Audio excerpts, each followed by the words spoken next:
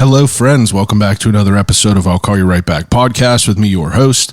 My name is Chad Medved. This is my show. Appreciate you being here as usual. First thing is first. If you love the podcast, you want to support the podcast, you enjoy what I do with the podcast, first thing you could do is rate and review and subscribe to the podcast. Easy as that, wherever you're listening. If there's an option to leave me a rating or a review, a highly regarded one is highly appreciated.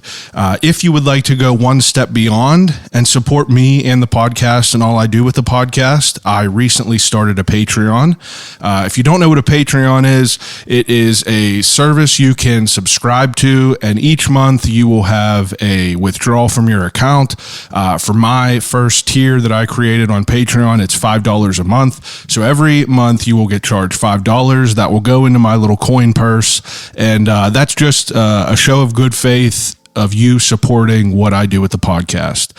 If I get enough people to subscribe, I will start working on some other tiers, which will offer some hard goods, some other experiences, some other fun shit. You know what I mean? No content is withheld, so I am not going to, I'm not going to put episodes behind a paywall. But if you want to love on the show, go to patreon.com or the link in my bio, and you could click and it will describe to you what it is, what I'm doing, and you could subscribe that way, and it is much appreciated. Part of the perks for the first tier is a thank yous on an intro, and we got a lot of them because I started this and I got a dozen people. I got the dirty dozen out here. Nicole, thank you very much.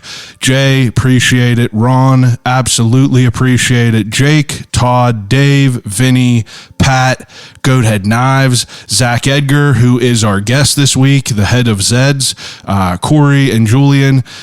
I appreciate all yins more than ever. I mean, I started this Patreon, didn't know how it was going to go, didn't know if people wanted to fuck with me at all, but it's just much appreciated. I've been doing this for 5 years, ain't collected no money from no one, and it's just nice to have a little, filling up my gas tank per month. You know what I mean? A little bit better than nothing. Much appreciated, and, you guys are the best. I'm forever indebted to your service.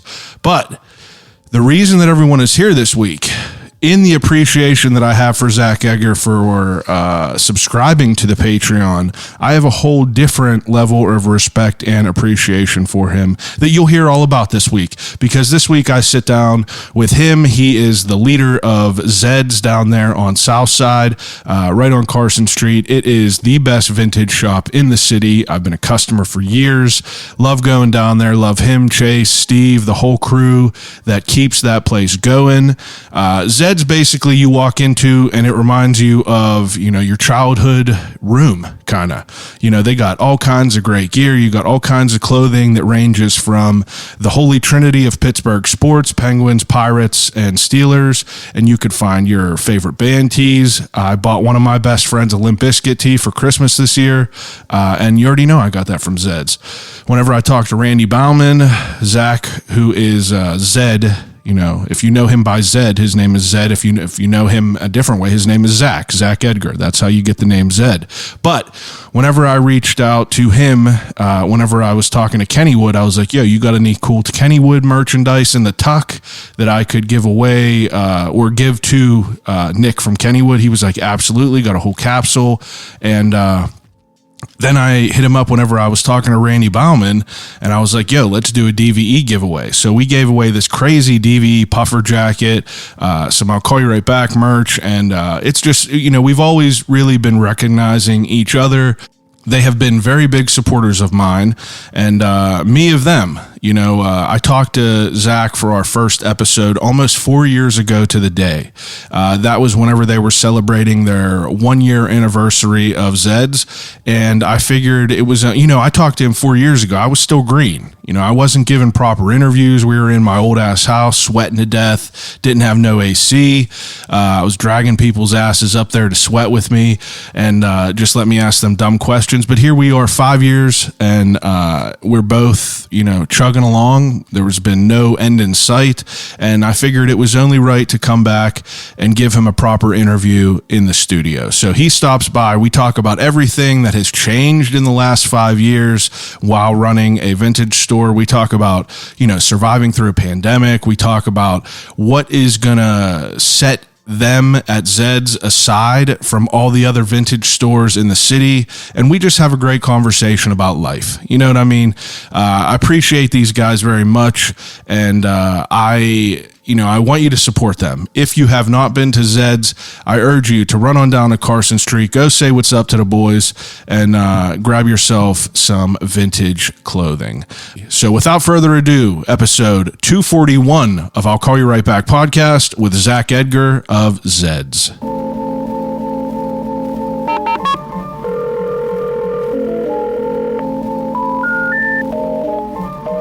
I gotta use the telephone. Hello?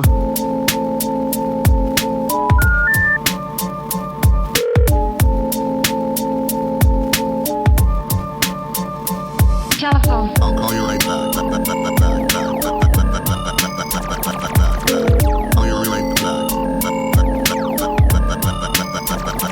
Telephone. I'll Call You Right Back podcast. I'll have it I'll kind of make sure I limit it to one, but to be honest, what was it, Monday? It's difficult. I had to. DCs are difficult. Oh, to dude, get yeah, off we're of. with the Yeah, it's official this time. Before 4 years ago, we were in the trenches. locked in. Even if your dogs were barking, you wouldn't be able to hear. You do hear it. That's the only problem. Okay. So that's why everyone got to meet them and deal with their chaos for a little bit. But, you need the bathroom or anything? You're good? I'm actually pretty good. I Okay, you just let me know. tried to make sure I was, all those things. All those things, you're prepared? Ate a little snack. Love it. Yeah, you got your Was blood sugar up? hydrated, but not overhydrated. How was the day down Southside today? Dude, we're Off closed today on on Mondays. Mondays. Yeah, dude. Yes. No, I was gonna ask how your day was. Today was really chill for me. Yeah, what do you do on your Mondays? Monday, so off on Sunday, Monday. Yeah. Did you happen to see the promo we put out? Yeah, with Ari? Yeah. That was just like a super random idea I had actually on my buddy's bachelor party. And I was like, I saw the video of like a DJ, DJs will put anything. Yeah, whatever they want. And I was like, yo, how fucking funny would that be? That Pittsburgh guy, the Yinzer guy? So I reached out. I was like, off top? Ari, cool. So I shoot him a DM. I was like, yo, it'd be cool. Like, we're dropping this merch. Not even to be like a super we made a commercial. Like, this was more so just for fun, and we just so happened to be wearing this stuff. So yeah, just like a quick. Literally pulled up to a studio. We just chilled for a bit and just threw it together super easy. But so Sunday, my wife worked, and I have the baby. Yeah. On Sundays. That's like my dad day. Yeah. How was that for you? It's good, dude. But yeah, I got to find that balance. Like I usually just try to not do anything shop related, but Ari was only available Sunday. So I just agreed to it and was like, I'm going to figure it out later. Yeah. And Chase comes in. Chase and my older brother, Kyle, I met him. Super clutch babysitters. Yes, dude, I was so bummed. So the thing with being a parent is like, I wanted to go to that so bad. What? The show? Yeah. Oh, dude, you got a kid. And I was like, at least you guys are repping, for us. Like, I have no qualms about anyone that didn't come to the event. I genuinely was like FOMO. You know what I mean? Yeah. It was dope. I gotta say, it was a dope night. Yeah. The Odd Pittsburgh event was dope. We're about to do another one though. Oh, dude. Well, I'll be there. That's the thing. That was, like I said, I really wanted to. But how old's your kid now? 18 months. 18 months. Year and a half. Yeah. So it's like, you're in the thick of it. Yeah. It's like just old enough to be mischievous and be able to be mobile and stuff. Everything. Yeah. My niece just turned 2, and then my nephew is just turned 1. So Yeah. it's dude, I watched him almost it go all down the changes. steps, and I was I dove, and I went to be no, and my sister-in-law was no, he knows how to get down, Dude. and just I used to have. I was just listening to our episode 66. It's crazy. This is gonna be 240. It's crazy. But and I used to have night terrors about people breaking into the shop. Now I have night terrors about my son going down the steps. Oh my God, I bet. It's probably crazy. Long story short though, I had to get a babysitter. I agreed to do that with Ari or with Ron Cole. I call him Ari, but that's like a stage name, I guess. Yeah. But I had to get one of my best friends put in his first babysitting shift on Sunday while I did that. That's the best. Came back, kicked it with him, had dinner ready for my wife, got back from work, and that was it. But then and I got this random inspiration to go down and work on so I told you about the building. Yeah. Yeah. So the one Airbnb's rolling, the barber shop, they've still been like just chipping away, you know, in no particular rush. But I gave him his first haircut today. Oh, wow. So I went down and cleaned some things up at like midnight and then came back in and I was like just thinking about the day, and we went to First Watch for breakfast. Fuck yeah. Love it. Yeah. First Watch for breakfast, hit Costco, had to return something at Home Depot. How'd the first haircut go? Good. Super smooth, man. Yeah. That's good. It's probably different if you have your dad doing it. Yeah. Well, and you know, he's just like a chill baby. That's good. Yeah. So I'm sure there's some crazy ones, you know. Dude, well, he has, you know, certain things that he doesn't like, but like clippers. That's you know, good. Like first time he heard like making a smoothie, like he was terrified. How's He's like, "Ah." But like, so I didn't know how he was gonna feel about the clippers. He just wanted to keep every comb that I used, so I just had to keep switching combs. But There you go. quick haircut. Got a time lapse of it. Do you cut a lot? No, I just friends and family, really. Yeah. But I'm getting there. Like it's set up. And you know, I am realizing at this point it's gonna be like the most hands off business that I'm gonna, you know, I'm becoming more and more hands off as I like take on more things. Yeah, I so bet. like I'm prepared for this to just be booth rental. I have 2 chairs ready. Once it's like physically set up, Yeah. and that's how I want it to look, which will be this summer. I'm just gonna put the word out there for 2 barbers that are looking for somewhere to cut, you know, and have this business not be so much about like me. Yeah. You know, it being me. It's just like, Yeah. it's Zeds the brand, it's the barbershop, you know, and then, you know, just figuring it out. Hopefully I can get a couple of good barbers. I'm sure. Just going to put it out there. You have a good pool to pull from. I'm an asshole for not putting this on the coast. No, that's all right. I just put them there for some decoration. You know, just some decoration. Skepans. Well, you know, like you said, 4 years ago we did our first episode, 66. That was to celebrate a year in business at Zeds, and this one is, you know, 5 years. Congrats. Yeah, thank you, man. It's a big deal. Time's been flying. That's all I can say. I mean, It has been. Like a lot has changed, but at the same time, it feels like it's, you know, it's still day by day with it, and I think that's why it just feels like it's gone by so fast. I bet. I mean, like, you got to be pretty crazy. Same for you too, though. You know, because you've been so consistent with this.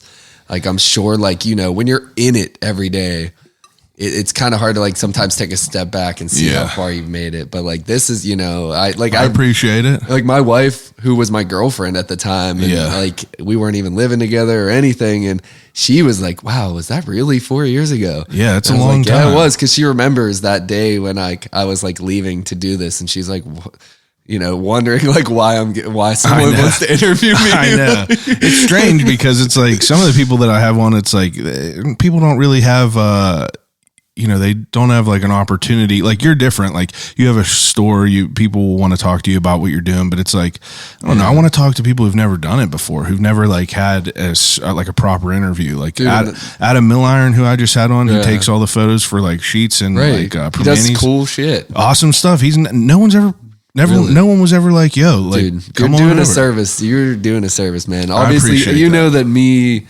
and the team at the shop love what you do. Yeah, heavy supporters, always been shown love, and I appreciate it. You know, always have. For sure. You guys were definitely in the beginning. That was my first though. Whenever I thought, like, not my first. I did one with Steve very like roughly in my basement. Yeah. You know, long ago, but you like even doing it in your living room, it felt like the most official interview that I had ever done, and it was. Good. It honestly was. And then, you know, since then, and hopefully now I can conduct a better interview because.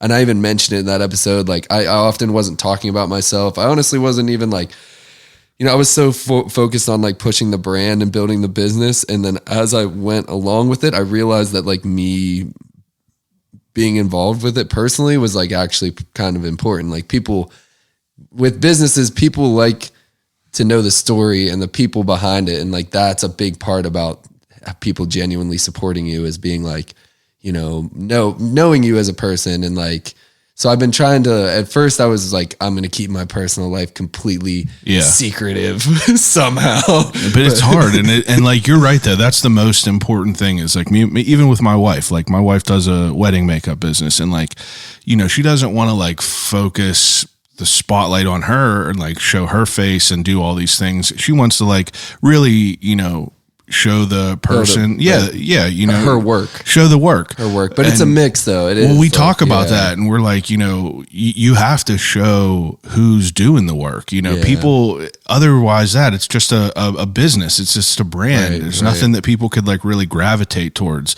Like Zeds is an umbrella, and people just, that's if you didn't start showing your face and who you guys were. Right. But once you start doing that, people could realize that, like, they could relate to more. They could understand like where you came from and like where you guys grew up and how you kind of fit into what you're doing now and like the service you're providing to the city. And then that's what makes people want to be like, they want to fuck with you more. You're like, this dude grew up in this, and in the 90s whenever like people were loving CCS and skate shit and all that, it's like that's what makes I'm the first person. I'm not the biggest like streetwear buyer. I don't buy a crazy amount of vintage, but like I fuck with you guys because like I just like who you are as people. I feel like I kind of like I finally like came to accept that.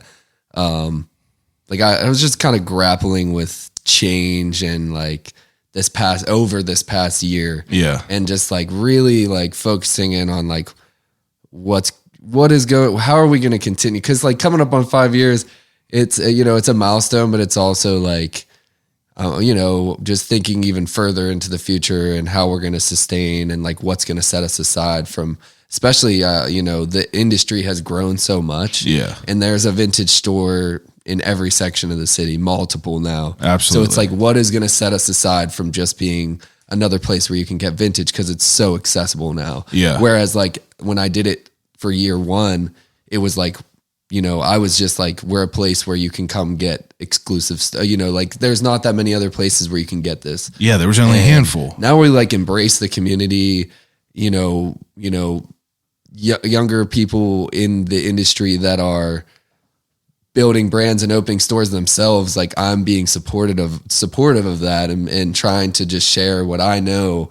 And I've kind of realized that can only be good for you, Yeah, it's like building people up rather than like being like, oh, that's the competition. I'm gonna like, and tuck the cards like to my chest. Just focusing on us being, just the community around us, and like that's a big part of it. Like at first, I was just obsessed with just hustling clothing and shoes, and now it's like the main focus of what we do is like the people that we work with and the impact that we have on people in the city, like every day, that's what actually is like motivating us, like Chase and Steve and I. It's like we genuinely, if we can make someone's day better or like give someone a different perspective just from them coming in the store and providing like a good vibe and some conversation, like we've realized how far that goes. Yeah, it goes a long way. Like if you go to if you think about it, like whenever I went to California and you would get on like Fairfax and you would go into like a Supreme store or something like that, it's like you'd walk into those places and those people didn't want you to be in there. Like a Supreme store is not too cool. Like, well, not even that. It's not you weren't cool enough. Right. That's what I mean. Like they were too cool. It was just like, you know what I mean? They were part of a secret club, and it's like, come in and buy something if you want. And it's like, we could give a shit less. Yeah, exactly. but that really is like something that is apparent to the customer. For me, that's always something that like I was like, I've always wanted that. I mean, granted, I'm in this like, conversation lane. I talk to people. I want to talk to people, but like that's what I thought was so cool about you guys is like, it was more like of a welcoming environment. It's not like, oh, this dude doesn't know shit, I'm going to try to wax him real quick. Yeah. It's just like you said, a place for people to go and like a resource for people to have, and a good one at that.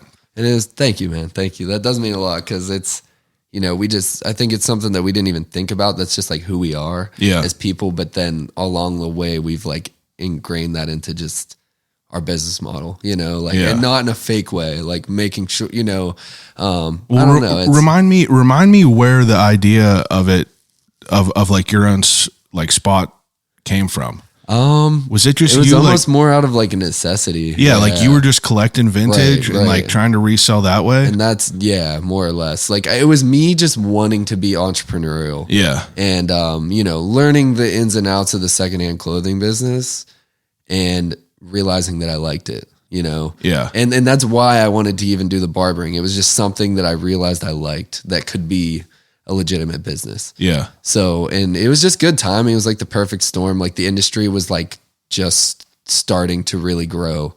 And, you know, over these last 4 years since we last talked, like it has grown more than I could have imagined. You know, like I said, there's, especially in the city of Pittsburgh, there's just, you know, so many different stores and just different people doing it. And it's just changed a lot. So we're always just kind of rolling with it. Have you ever like, did you think that it would be like this? You know?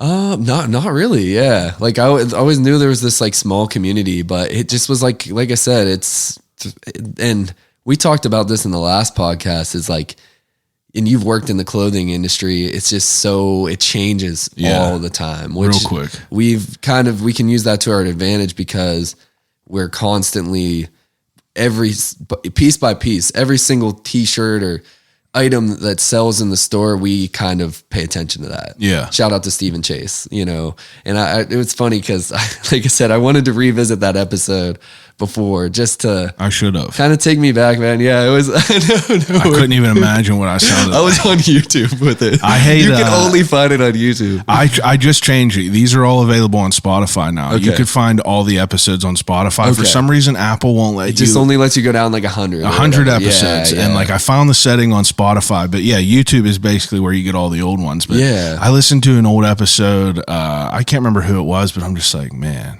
I was dude, well, that's the thing, man. I look back at my photos from opening day in 2018 and I'm like, geez, how did I think this was presentable? Like, I what feel like was it's I important doing? to leave there though. Yeah, Like, for sure, dude. I think that's with anything. You just gotta, and we talked about this too. It's like you just gotta do it, Yeah. you know, and not nitpick too much, and not be, you know, put fear aside and put like the opinions of what people might think aside, and just be vulnerable to just learn along the way. Like, Yeah. and that's something that I've more than anything just been like really kind of focusing on, is just like being I don't open know. to new being things. open to like, and just, I don't know. And for a while, I feel like for me, and, you know, I can't even speak for other people, but it's like and I bring that into like any kind of interaction I have, is like, you don't need to know everything. Like it's almost better to just be like, yeah, I don't, you know, like if someone's talking to me about something, I don't know about that. But like, if you can put me on and, you know, kind of educate me, then that's cool. Yeah, for sure. Rather than just kind of, I don't know, just needing, especially with opening a store where we're selling things, like I felt like I needed to just know everything. Yeah, the history about everything. Right. And it's like, you know, that can be stressful. It's just like, Oh, it's better I to can't just even be imagine honest. that. Just be honest. And it's like, yeah, I don't know that, you know, but I'm willing, you know, I'd like to learn. Yeah. And I feel like that's like you know, you're just curious, endlessly curious, and like That's always what it cool is. to just, it's a good thing. And hey, man, we're just figuring this thing out. Just along the figuring way, it out. man. Yeah. Well, what is like, you know, I know it's a loaded question, but like I asked people, you know, to submit some questions for you, but like Yeah. I had numerous. Oh yeah, did you ones. have responses? Yeah, I had a was few. curious about that. I definitely had a few. But the like one that I got a couple times was, what is the biggest difference between year 1 and year 5 Okay. of like selling and being in this business? And like, I can't even imagine, like you just said, clothing business changes in Yeah. a second. But I mean, like, what do you notice? Different parts about it, you know, like that is like, there's different aspects to it. I think, you know, a big thing about it was just, who are we as a brand? And like I said, I kind of really like, especially over the winter, you know, the dark days of Pittsburgh where business is a little slower and you're just in your mind a little bit. And also just the state of the economy right now. You know what I mean? Like, living, just necessities are expensive. Like, people sure. just aren't spending nearly as much on, you know, things like clothing and things that aren't necessities, you know? So that's maybe that kind of ties into it. But a big thing for me was just kind of figuring out like who we are as a brand and like what really matters to us. And I think it's, focusing more on just our presence in the community and bringing people together and just being like a positive light in the industry. But then, as far as what we're selling, that changes shit. Our average customer is just spending, we're $10 to $30 graphic t-shirts, pants, lots of pants. Really? Which is, pants, man. That's wild. We, and that's something that just happened in the last year. And just in general, Y2K, like early 2000s. Whereas like when I was on the podcast a year ago, it was all like 90s, everything was 90s, but now it's like Y2K, baggy clothing, baggy jeans. Everyone's wearing baggy jeans. Osiris D3s are coming back. Right. Like that whole thing, pretty much what you see in the retail space is a reflection of what's happening in the resale industry. Cause I feel like the trends and what everyone is wearing in that industry is ultimately what the retailers are going to, and brands are going to catch on to and bring back. Yeah. Like in the 90s, Tommy was like really focusing in on, retro's back. Like let's retro it all. Yeah. And now it's like, Y2K stuff, I guess. That's interesting. We sell a lot of, not like almost like an edgier look, baggy jeans, like rocking it with New Balances, rocking it with different New Balance 550s is like the new wave for us. People are wearing like Sambas, wow. Like, baggy faded out t-shirts, Harley, NASCAR, still pop culture, like music and lots of sportswear. What about like how could I forget, man? Pittsburgh, like, we've really focused in on like Pittsburgh sports. And we actually, one of our employees owns a store on 51 in Jefferson Hills called Vintage on 51. And he's been rocking with us since we started, and he still works on Tuesdays. And it's cool. We learn from each other. Yeah. But like people will walk into a store on 51 and be like, there's so much Steelers stuff. Yeah. Like in a negative way. Whereas like we literally could never have enough Steelers stuff, I bet.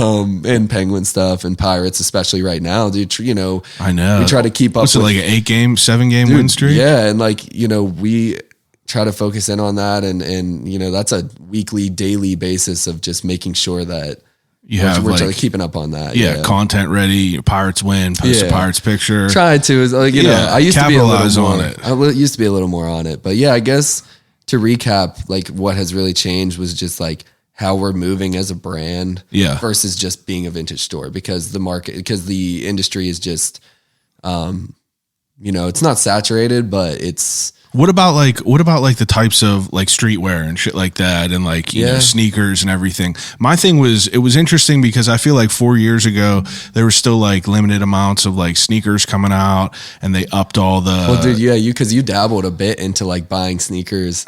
I was terrible. They're crushing the reason. No, it's not even that, man. Because 4 years ago you could buy just about any release and still make some money. Yeah, for sure. And now it's like for multiple reasons. And I also, this is me speaking for like, we just cater to Pittsburgh. Yeah. And where we're at, because we tried the online thing and it's tough. So we just kind of embrace just like catering to our customer base, which is, people in Pittsburgh and the surrounding areas. So, sneaker wise, Jordan and Nike, and they all just saw the resale industry and just crushed it by raising inventory and raising retail price. And, so it's just everything. So, they made everything so accessible that there isn't resale on things. So, we downsized our shoes a ton in the last year or so.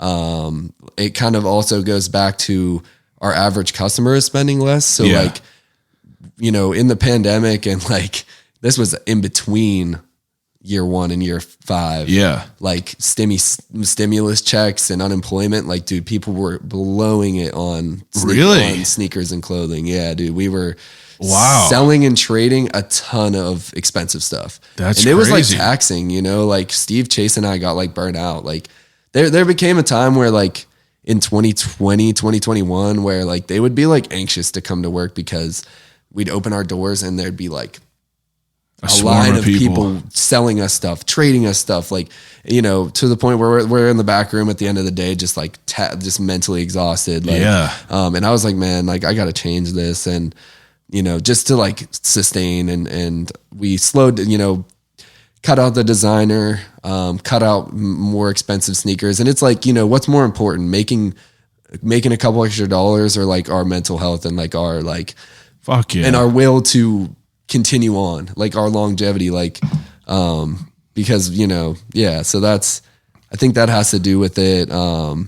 That's interesting to hear. Yeah. And, I'm not going to go too much on that, but just, I mentioned earlier, like the state of the economy, and, I get it. Like, it's not like that. We have way less people that are just coming in and just being like, here's $300 for a pair of shoes. Like, What's up with, so you tried the online. Why do you think that didn't work? it works, but what sells for us is like $10 to $30 Pittsburgh items. Yeah. People coming and shopping around and just like, but it sells online too. Yeah. So if we have enough to fill the store where we can put it on the website, then we do.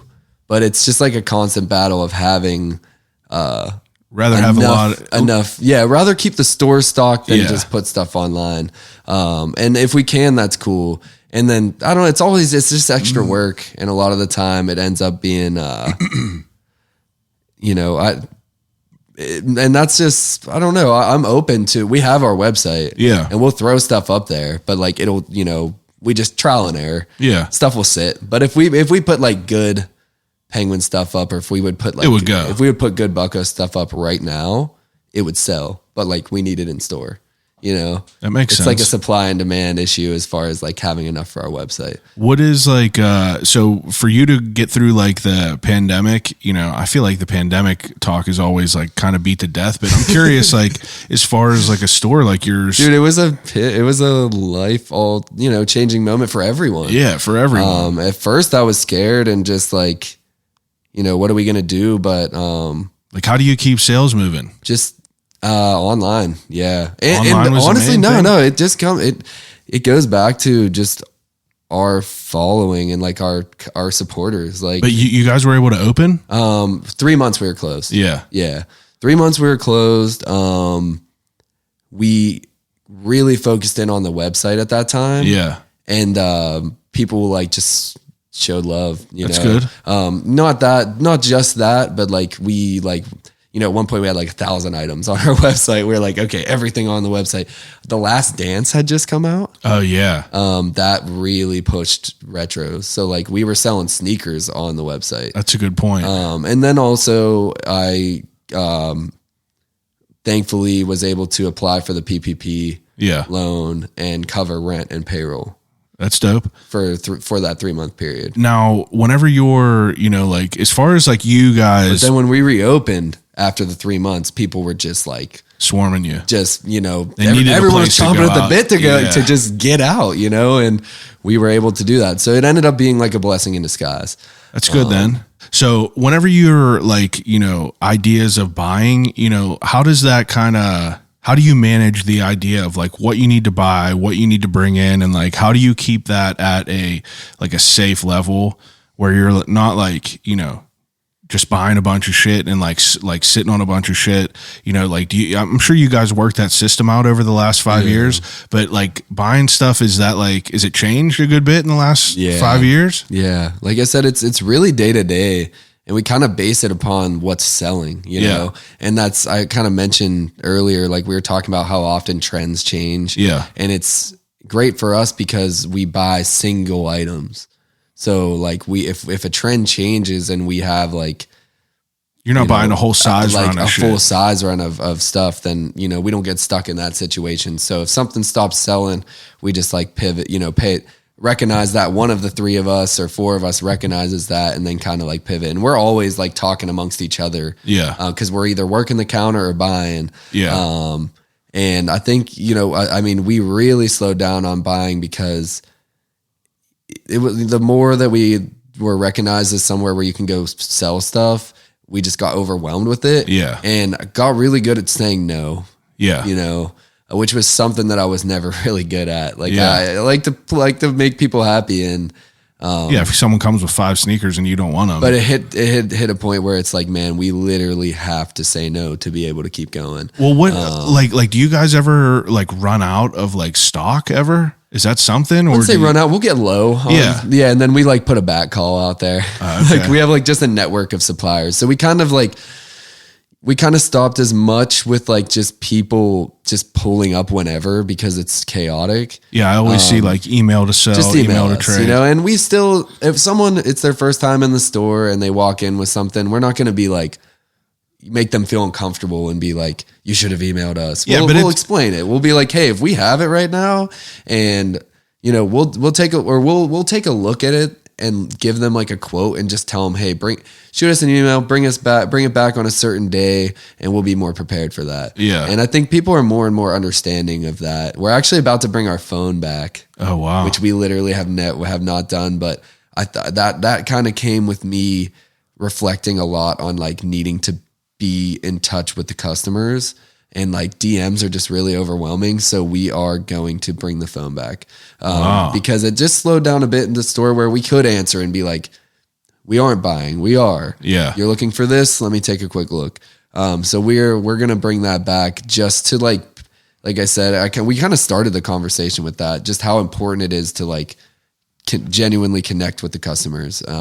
And be like, it is just real people doing this, and we'll help you if we can, and I don't know, just save people trips because it saves time overall. Yeah, it saves everyone time. It's like if you're bringing a bunch of shit that we already have, there's no reason for you to make this trip down here. My excuse at first, and honestly, dude, we were so busy that we did not need a phone, and it would have made our job so much worse. But we talked about round 2 quite a bit in the first episode, and they've like closed a good bit of their stores. Yeah, they kind of just like tried to grow too quickly, and it became less personal. And they never had a phone, and I was always like, round 2 doesn't have a phone. We don't need a phone. Yeah. And now I'm like, well, look what happened to them. They are closing their. Yeah, I used to watch that shit a lot and be more in touch with it, but like, yeah. So I'm kind of more and more. It's like we. And that goes back to just like talking about buying. So we are sooner than later going to have, once I get it hooked back up, Comcast doesn't make it all that easy to just reconnect your phone. But that's something that within the last like couple months we've talked about. You said that this piqued my interest whenever you said it, but whenever I said if you're looking for stock, you say you got like a back signal. Do you work with like other like people that are like almost like vintage wholesalers? Yeah, more or less. Like we have like a network of people just where, either Chase and I will reach out if we haven't seen them in a bit or whatever, or if we really need, I'll just throw it on the story. Yeah. But then sometimes it can just be like, then we end up with too much. Yeah. Because it has been like, admittedly, it's been a balance of like, our like sales in 2020 and 2021 and even 2022 were just like considerably, higher volume than in 2023, but it's about what we're selling. Like we're selling a ton of $10 to $30 items. Yeah. So we're spending less, and our lives are easier, and our profit is like the same. Well, that makes sense. I mean, so at first we were like running ourselves, ragged. Running ourselves ragged, just like, selling all this expensive stuff that like equaled, a higher, what's the word I'm thinking for? Just like total sales in general. Yeah. But we were also spending a ton. Expenses were high. Yeah. And you're not profiting as much off your shit. Yeah. That makes sense. Kind of took a step back. So that's, I guess that kind of what we're selling is different. Like if we if we spend a certain amount of money on vintage in a day, we're going to get way more out of it. Yeah. Than like we could spend that on like a few pairs of shoes. Yeah. And they'll sit there. And, so that's kind of why we've stepped back a bit from that. And that's what I tell people when they come to sell shoes. It's just me being really honest. Yeah. It's like, listen, man, like we aren't really selling that many shoes. Like if it's like, trust me, when customers come in and buy them, I'm way more inclined to buy more. But if it's a week where we've sold like just a handful of pairs, like I don't want to buy a shitload of pairs. Yeah. But affordable vintage has been selling consistently. So we're always, if someone walks in with some good vintage for us, we never say no. But we do have a handful of people that come with, IKEA bags and totes full of stuff. Yeah, the people that you work with a lot. I always see you post on there. Dude makes cool reels whenever he's coming in. Yeah, Zack. He's the man. A lot of good stuff. Yeah, man. So we've just been kind of trying to. Well, what's this idea of what's your idea of gripping up the building and like wanting to expand? I mean, you were talking about how are we gonna, where are we gonna go from here now that it's like year 5? But it's like, what's your idea about why you wanted to like jump in this building? Yeah, that was more of that was kind of the entrepreneur in me, just wanting like a new venture and a new challenge, I guess. Like, the store is running, it's operating. Like I'm as hands off as I've ever been with it. Are you hands off? Yeah, pretty much. Like, and on the first episode, I'm sorry to keep referencing that, That's but right.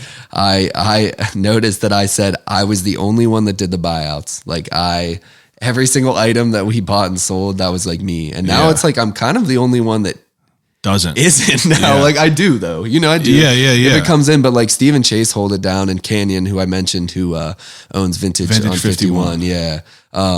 So, and it kind of came out of necessity of me just being like, were you a control freak back then? Not like completely. Not like it also came down to them just not being comfortable with it. Okay, yeah. Like it wasn't even me just wanting to control it. Yeah. It was just the more and more that they got the reps in, like I guess that makes sense. They got more and more comfortable. Like Steve is just a beast at buying.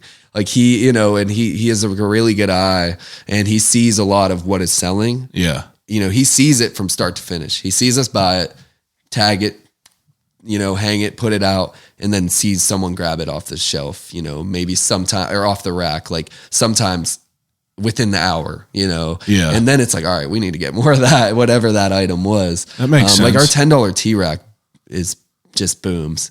Just so that's like people, our average customer right now is wanting to come in with like $20 and like, just leave get a with some couple items. things. Like it's an activity. Like shopping it's not even necessarily people, coming for something that they need. It's just like they're with their friends, or they need something for an event, or foot traffic whatever. down the Southside. Yeah. So, we've kind of embraced that just like we want to be somewhere that has affordable clothing. And that's something that we've always tried to offer. Yeah. But we're really like kind of like focusing in on that, just being somewhere, where you can get affordable clothing. And then also shopping sustainable is just like trendy now. For sure. And like thrifting is better for the world. It's better for the world. Yeah. You know what I mean? I get it. It's such a big issue that like, if shopping secondhand can be a small part of making you, feel good about, playing putting your part, money back into it. then cool. So, and it makes us feel better too. I bet. Yeah. We do a little bit of our fast fashion. We do small runs. Like it'd be sweet if we could print them on vintage blanks, but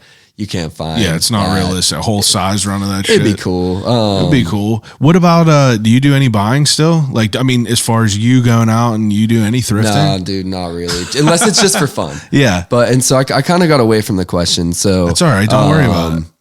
So I've been more hands off with the business. And I guess it kind of started like after that pandemic boom, and like, the business just was doing well, and I was like, what's my next investment? What's my next move? Yeah. And at first I actually wanted to move the store into this building. Like in my mind, I was like, why? Screw paying rent. Like I was just like, I want to be running this business and like paying my mortgage every month rather than rent. That was my mindset. So I was like property hunting on the Southside for like a good year. And then I finally came across this building, and I wanted it to be close to the shop. And this was me, like I said, thinking at first that I was going to like relocate. Yeah. No ideas to ever take it out of Southside? No. Yeah. It's just treated us so well, you know? And dude, that's kind of funny because it had some rough, like last summer was like rough for people. Yeah, I mean, people know what it is. It's rough. Right. But I mean, dude, we've never had an issue. It's treated us You're kind of out of the weeds down there. Yeah. And it's just centrally located. A big part of like who's shopping with us is the college students. So for sure. Wouldn't want to move away from that. At least you didn't end up moving it into the other spot. No. Why is that? So actually, I closed on it. April of last year. Okay. And got married in May. And I had the building. Actually, I closed on it, but didn't actually like physically close on it until the end of July. But a big part of why I got this property is because, and this wasn't even what I was like seeking out at first, but there was 4 apartments attached. Every other building I would look at would have like one apartment above, but this was like a little mini operation, and it was 2013 East Carson Street, like 5-6 doors down from the shop. Oh, okay. Like that dispensary that just opened is right next to it, which I think, and it's right across from Highway Robbery Vintage. Oh, okay. So when this gets rolling, it's going to be something that's really cool. Yeah. But yeah, that was just me, like the entrepreneur in me wanting to just a new venture. And it kind of turned into me now, you know, I'm running an Airbnb out of it. What's that like? It's I enjoy it. You know, it was a challenge, but like, Was it now? Tell me the state of the building. Was it like kind of the rough? building was really good. It was it used to be it was called European Day Spa, and it was owned by a Hungarian older woman and her daughter. Okay. Judith's Day Spa, I think it was called, and they opened this really sick one in Swickley. Like downtown Swickley. So they were selling it and they had a successful run in the Southside. Yeah. And it served its purpose, but they like bought this really sick building in the Swickley and moved it there. And they had other bids. Like as I was touring it, just looking like this, like dudes came out with like clipboards, like talking about making it another coffee shop, like, you know, and, they liked my story and that I was running this business right down the street and that I just like enjoyed being in the South Side and wanted to do it for the community. Yeah. So they ended up, you know, going with me. And then at first so I was thinking I'm going to move the shop there. Would have been a ton of demo because it was set up for a spa. Yeah. And, you know, I guess long story short, I went on my honeymoon, took a step back from just life in general and kind of had this like aha moment. Where I was like, well, I have the barbershop upstairs. The storefront is like the perfect retail space. My landlord's cool. Rent's not crazy. Yeah. Like, why would I leave that? And I was like, I'd be sick seeing another store move into that For spot sure. too. So Plus, I'm like, it would be a ton of work to get all that shit done. so I was like, you know what? Let me just move the barbershop into the spa because there's all these sinks hooked up. It's kind of set up. There's a little like waiting area in the front. It's like set up for that. There's a kitchen that I have to like move. They turned it into an apartment because they thought it'd be easier to rent. So they added a kitchen into the storefront. It's like this nice ass little kitchen, but unfortunately I gotta get it out of there. But yeah, so I kind of had this like moment. I came back and was like, this is what we're gonna do. I'm gonna drop the rent upstairs. And this was in May. Closed in July, got out of the upstairs in October.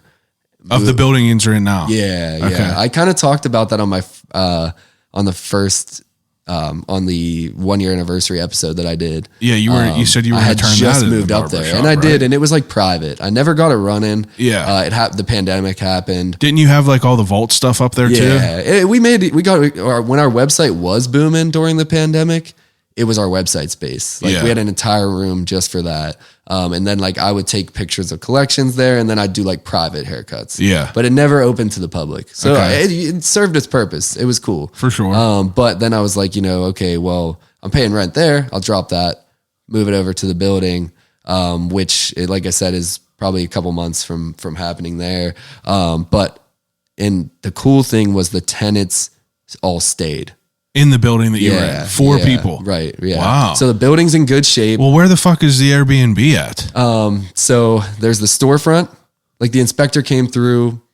They had like just updated plumbing. Like they kept it in good shape. They actually lived in the 2-bedroom behind it. So that's where the Airbnb It's right on East Carson Street. There's the storefront. Then there's 3 1-bedrooms above it. Yeah. And then there's a 2-bedroom in the back. Okay. So That's dope. the 3 people that stayed, I came in, I was like, not going to be a shitty landlord. I didn't do a thing. I kept the rent the same, and then the one dude wrote it out until February, but there was 1 vacant apartment. So I started like chipping away at like upgrading this vacant apartment in July and then finally got it rolling to be an Airbnb at the beginning of this month. Wow. And then, dude, I was nervous about it. I didn't know. I truly, and I feel like that's kind of how like anything that I do, I just am like, you know what? I'm going to just do it and like figure it out along the way. So I didn't know how it was going to be. What's the process of being an Airbnb location? Super easy. It's literally, dude. That's even scarier. I wasn't even going to do the Airbnb. And I hope this isn't like too all over the place for everyone, but Dude, like, don't apologize. so Stop apologizing. I put it up for rent. And like half of the people that reached out to me were third-party management companies that were going to turn it into an Airbnb themselves. They were going to pay my $1,000 a month rent and do it themselves. And my wife and I went down to Disney and I stayed in this sick Airbnb where it was like Disney themed. Yeah. And I was like, I'm going to make it Pittsburgh themed. Oh my goodness. And I was like, I'm going to Airbnb it out. So I didn't like make it full out like wood paneling, like how I did for that event at CJ with Vinny. I didn't make it like outdated, but I used like Pittsburgh art.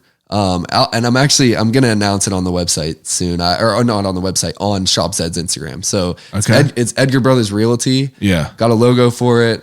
And I'm going to push the Airbnb through the shop. Wow. And even now, if you go to, so Airbnb, you literally just sign up and show your space and they connect you with like an experienced host. And you kind of just like, you know, you go through you go through it all and explain it and have good pictures. And I have a host guidebook of the Southside. I got streets on there. I got different cool things to do in the Southside, but also just Pittsburgh in general.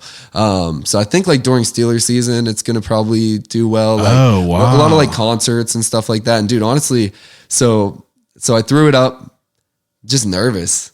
Threw it up for Airbnb, thinking like, man, like I don't know how this is going to go. And immediately started booking like Fridays and Saturdays.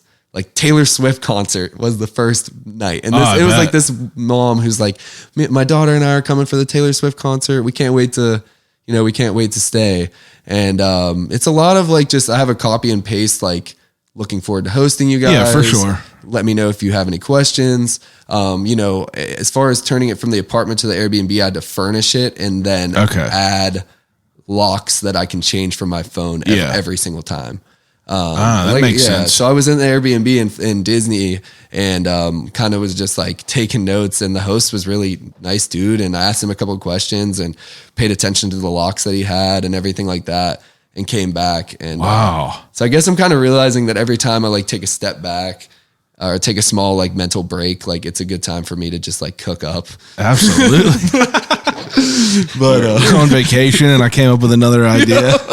That's good though. Dude, it's true though. And that's like, I try to give Chase and Steve mental breaks as well, as much as, because if I'm able to get that, like I want to be able for the whole team to give that. Chase just got married today. Today he did? Yeah. Him and his wife, his now wife just eloped. Oh my goodness. I'm surprised you even did this today. Dude, well, they kept it really intimate, just themselves today. That's they're dope. having a like a little shindig. Shindig on Friday. That's dope. But today was just them at the courthouse. I love that's it. Nobody. I can't believe that I even that me and my wife even had a big wedding. Yeah, did you have a big wedding? We did. And Chase feels like we kind of just. How many people? 200 some. Outrageous. Yeah, dude. It was. Do you remember any of it? It was a blur. A blur. For sure. Dude, there's blur. So much going on. Were you sipping drinks? Dude, admittedly, I barely ate or drank just because you're so busy. That's what I mean. I had a half of a rum and Coke. It wasn't even like I was fucked up. Yeah. It was a blur. And it's like, I can't even believe that we did that because, it is crazy. He's smart because like, that's what we talk about all the time. It's a lot. And I think after the pandemic, people had some game because they're like, oh, now you don't have to like, stick with the formalities, inviting your parents' friends, everyone else's friends. But it's like, that was for many reasons. It was a good way to switch up. The pandemic was good for like switching up bullshit traditions for sure. But so that's what they wanted. And it's like, everyone's respecting that. Like as much as my parents wanted to be like, you guys should have this and that. It's like, nah, like, that's them. Yeah. So they're having a dinner on Friday. That's and dope. Then they're shooting out for a little mini moon to like Sarasota for the week next week. That's awesome, dude. Congrats. But point being, I like that's something that, and I'm proud to like have the same team that I started with and just like pay attention to, just taking care of them. And believe me, that was one of my questions that I was going to ask you. It's like, it's rare whenever, like, I work in a company now where everyone has been there over like 25 years. And like, that's one of the biggest green flags that I have, right. Being there I've been there for 5 years tomorrow, actually. And, for all these people to be there still, you're like, damn, like, this place can't be bad. If it was that bad, people would be gone. But like, you have the same squad you've had the whole time. Yeah. It's been cool to grow with them and like, small details, but like, they actually, so I think I just started payroll, for the episode I did back in 2019. Yeah. And I was like real proud about that, but now it's like, have them with benefits and 401k and I match it. Really? And stuff like that. So it's like, my goodness, because dude, they're grown ass men and like, that's dope. have family. Steve is, married and I know has a house and got a dog. Chase, same thing. And it's, both of them, it's cool. It's, that's something it's that good like, to be able to be a good employer. Yeah. It feels good for sure. And I'd rather that than just like high turnover and just paying people like shit, Fuck yeah. Why would know. you want these like people just, and maybe that reflects in what we do, so I don't know, but that's just like, just trying to be a good person and just like, I feel like it, it definitely exudes whenever you go into Zeds. It's like, you guys are definitely a unit. You could tell it comes off as that. Any of the projects that you guys do, it comes through over the social media. Hell yeah. Yeah. Chase, Steve and I low key probably have like some type of telepathy. It's funny because anytime I'm in there, it's like, one will be up front and you'll be like, what's that? 25? And you're like, yeah, that's it. Or someone will walk by and it's like, and they're like, yeah, it's good. That's funny to see. Damn, it's a well-oiled machine. Yeah, a well-oiled machine. And there ain't nothing wrong with that at all. But that's crazy that you go through, this whole myriad of situations for the vintage shop. But then you're just like, fuck it, I'm going to do an Airbnb too, because that's wild. It kind of all ties together. It's just like, I trust those dudes so much. That I never really, stepping away from and delegating work and responsibilities. And I mean, dude, that's huge. It's a trust thing. And I can trust Chase and Steve with like my life. So absolutely, so it makes me feel comfortable enough to step out. How'd you even end up meeting Steve? Dude, actually just talked to Ron Ari Cole about this. And he actually oddly mentioned the podcast too, because Ron podcast, did? Yeah. He's been on. Yeah. So he, I low-key had a warm-up with him yesterday, because just chopping it up. Yeah. We lined up meeting to do that video. Like all I did was hit him. I'm like, yo, this is kind of out of left field, but I got this idea. I was like, I mean, he's the perfect dude. DJs will do anything before the drop, but this guy, you know what I mean? And he's like, dude, let's do it. So then I just pull up to his apartment, his studio, and it's just a vibe, it almost reminded me of like when I went to yours for your living room, for the first episode. Yeah. So I pull up and I'm just like, had a little bit of merch from him, had a cookie from the shop. We ate them all, or I would have brought that too. How dare you? Damn. No, I'm just kidding. I don't need no cookies. But as we're sitting there, we're just like chopping it up. And he low key was, I had to play my part with like switching up some, things on the DJ on the boards. And, we're just like, I was like, man, you like, and it was real chill. We just like, I sat on the couch and we just like talked, and I was like, this could be a thing. Like you could have people on and like have a small conversation and then like show them how to DJ. For sure. Like anyways, just spitballing. But, he actually asked, we started talking about, where Zeds came about, and like RB is a friend of his and they do slappers and bangers together. Yeah. Do you know RB? Yeah. And RB, so I worked one of my very first pop-ups was in Bloomfield, and RB hosted this event called Mixed Threads and set me up in this dope little spot in the corner. This was 2017. And Bonix was DJing right next to me. Okay. For Rush brand, which was RB's brand.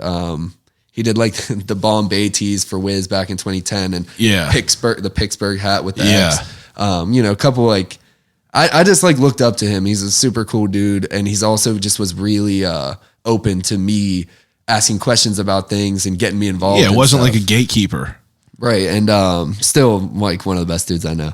and I set up across from Steve at Good Sports. Okay. So I'm like bullshitting with Faresh brand. It was his boy Devon was holding it down while RB was like hosting the event. And then Steve and his cousin Jake were sitting there at their brand. And I was just kind of, he actually had this Tommy bootleg shirt that said Tommy played sports.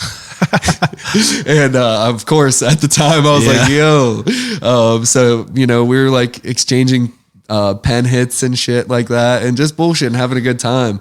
And we just kind of just hit it off there. And Steve just took like an interest in what I was doing. And he was doing some cool shit too. So he's like, hey, let me interview you.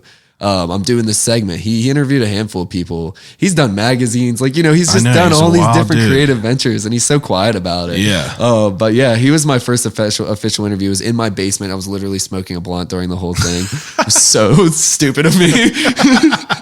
I think it's so funny. One of my favorite things is whenever people roll up here and like they're banging like weed. And dude, I did not smoke today. Like, I swear to God, because I wanted to be clear minded. Dude, there's people that have rolled up that have been like, I ate an edible earlier, and they're just fucked up, and you could tell. But and it's fine. Like, it's fine for certain things, like what I did yesterday with Ron. Yeah, of course, I pulled up with a doobie. You know what I mean? Like, we're gonna do this hilarious DJ skit. Like, yeah, I mean, so him and I, and that was part of it. Him and I were just sharing a doobie, just chopping it up. But I get lost in the sauce, which I don't want for certain situations of like interviews, of course. But anyways, that was 2017, and Steve and I, that's kind of where it all started, ever dude. Since. And he worked at Home Depot, and I was like, man, like, what are they paying you? Like, I'll match that. I was like $14 at the time. I was like, come work for me for like $15 or something. That's dope. And he just let go of that Home Depot job, started working at the shop, and then it's like came more and more. And, he became our graphic guy, and then, just full-time employee. And that's kind of how it started, man. Yeah. And we just, like you said, we have this a good thing going.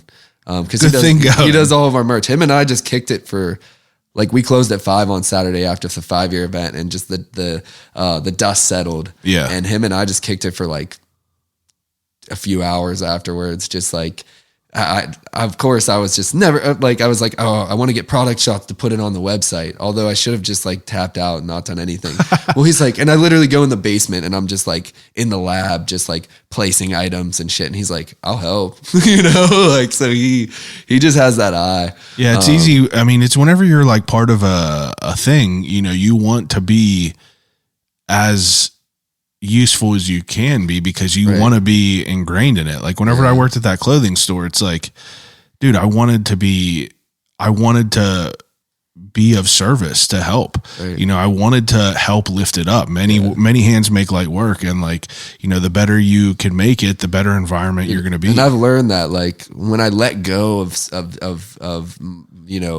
feeling like I could do it all, it's like, then you realize like people are better at you than doing it. You know what I mean? So it's like, that's kind of coming full circle with like being able to branch off and do this real estate thing. Now, whenever you say do this real estate thing, like, are you planning on like, trying to buy more real estate? Well, so there was a lot of technicalities for when I actually did it. Yeah. And like I said, my wife is just sitting there like, Jesus, take the wheel. Another crazy idea, dude. It happens like every day. She's just numb to it at this point. But so I did open. So what happens with that is I opened a real estate holding company, moved the money from Zeds to the real estate holding company, cut that closing check. So I have Zeds, and then I have Edgar Brothers Real Estate, which is, both of them are LLCs. But yeah, so that's what that looked like. So I do have this real estate, and like I said, I kind of enjoy it. I don't have immediate plans. I already bit off more than I bet. Can chew. Well, what's like your everyday with the B&B? I mean, so like, it's a little more. That's the thing. So we're making more than rent, but there's a little more work involved. Well, that's I'm not asking how much you're making. I'm saying like what goes into it. But my thoughts though, like, I'm just saying saying that for my thought process. It's like, I could rent it out and be completely hands off, but you got to get someone to clean it. Or I could, make more out of this by just putting in a little more work. Yeah. So the major thing was furnishing it. And then on the day to day, it's just having an extra set of sheets and having a vacuum in the closet and a Swiffer. You know, and like I said, there's silverware, everything's set up. Sometimes people, it's like, how much damage can you do in one night? I get a lot of one-nighters, a lot of, I know. Come on. So far, so good. I'm only 1 month in. I'll have war stories next time I talk to you. Sure. I mean, I already have a couple funny stories, but like, you know what I mean? To me, it's like whoever gets there, cool. I'll see the aftermath. I go in, I open the windows, I air it out. And this is me doing it. My wife was also on board to help Chase. It's also me. Part of my thoughts was like, I'm creating more work. Yeah. So like if there's a day when Chase goes over and does the duties for the day, like he's, making that, he's making that profit. Yeah. I'm just straight up like, or if I go out of town and he's doing it that whole weekend, it's like, yeah, he's making that. Yeah. You're a very fair person. Trying. But but what it looks like, getting back to, is just like quick cleanup. And this is a small, like 600 square foot, like 1-bedroom apartment. So, but the major thing is switching the sheets. Yeah. And the first weekend I had it open, I was out of town and only had one set of sheets, but we have a washer and dryer in the basement of the barbershop. So it's like this, 3-story. Yeah. 3-story. So there's an apartment on the top. That's my next, I'm working on it now to also make that an Airbnb.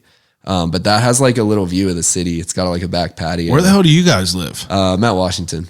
Oh, okay. So that's also super helpful, is we live 10 minutes away. Yeah, I was going to say, that's not bad at all. And just if it wasn't next to the shop, it wouldn't be possible. Like I'd probably be spending more on paying people to clean it. Yeah, but if you guys could just scurry down there. Yeah, we just go a little bit early, and instead of like me fucking around, like taking product shots in the morning, I go over there and change, make sure I have that fresh set of sheets. That was key. Have it in a basket, pull the sheets and the towels, having extra towels.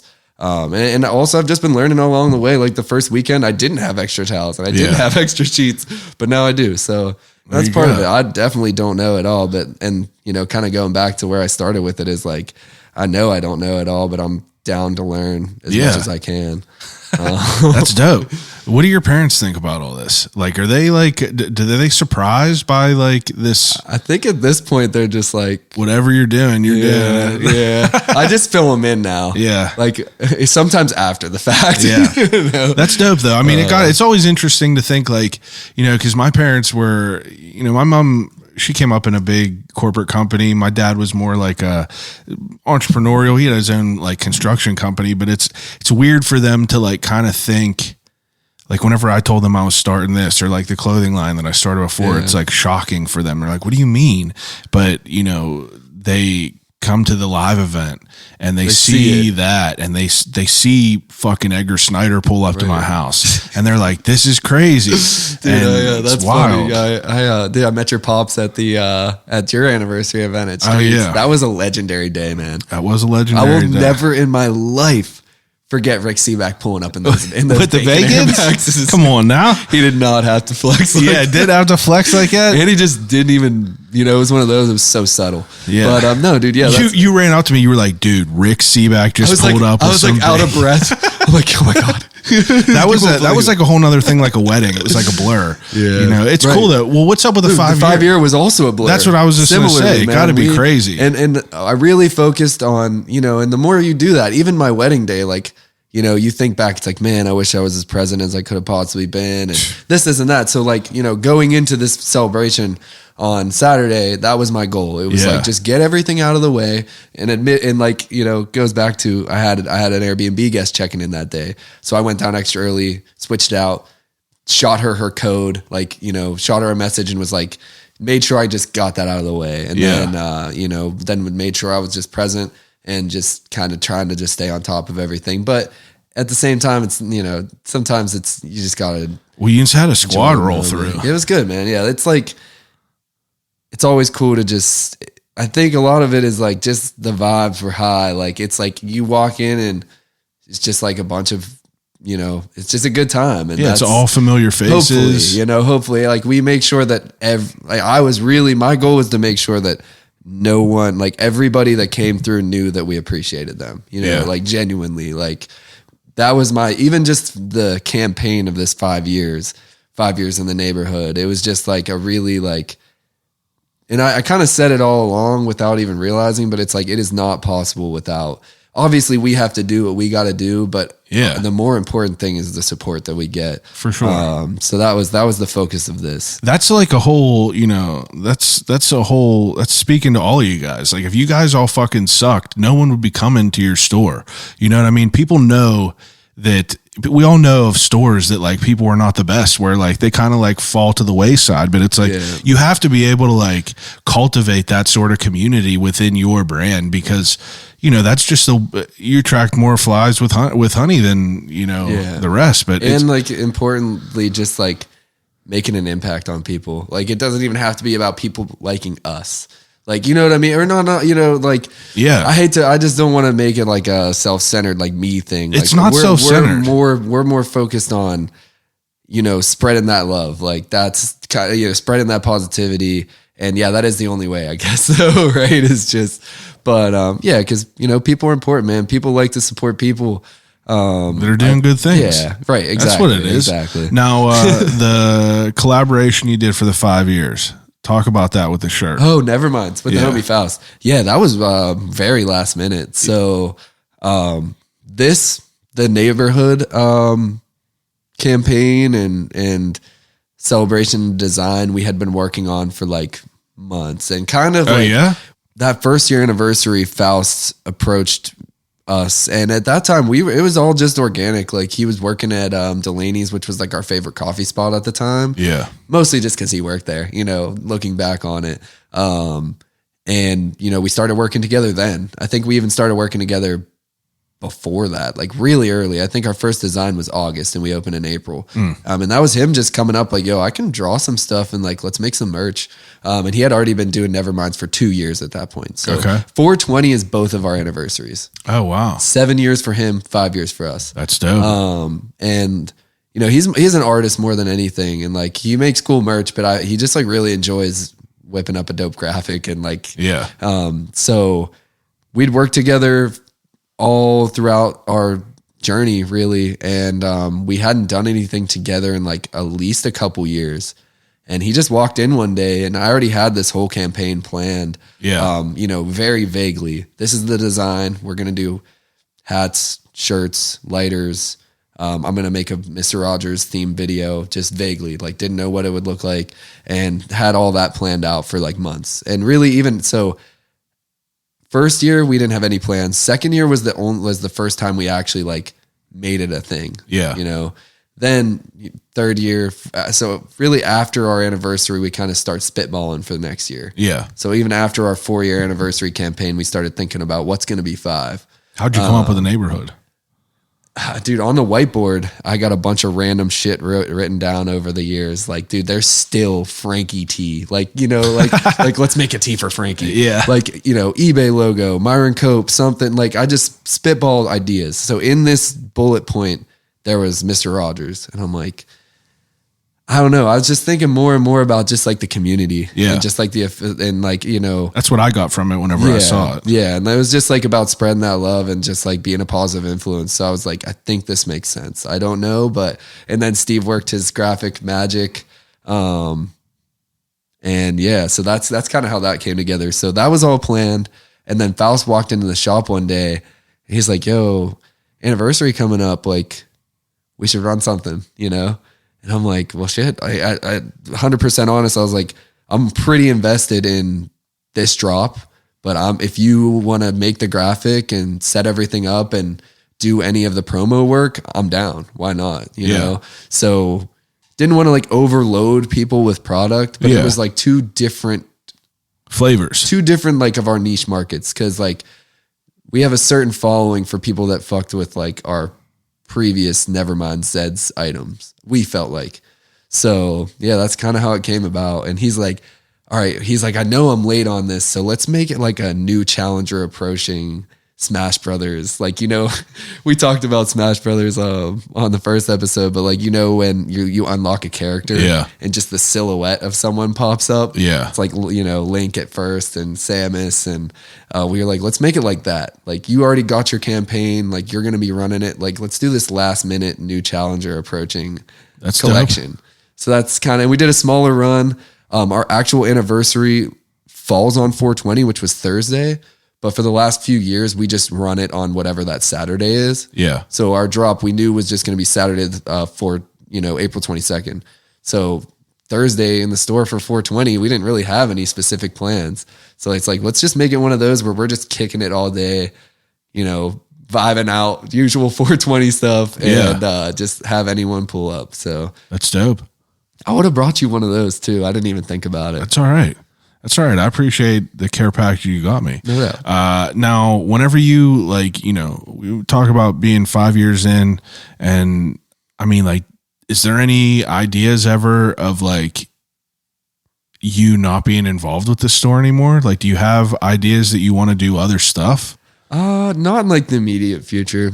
I feel like what I have going on right now is just is enough. Yeah. What are your goals as a store? What do you think is going to keep you from standing aside from all the rest of the people? Yeah, I guess really just kind of going back to what I said about just making sure we're always connecting with our following and connecting with our customers, and keeping up with the trends too. What do you notice it's different coming in that you didn't expect?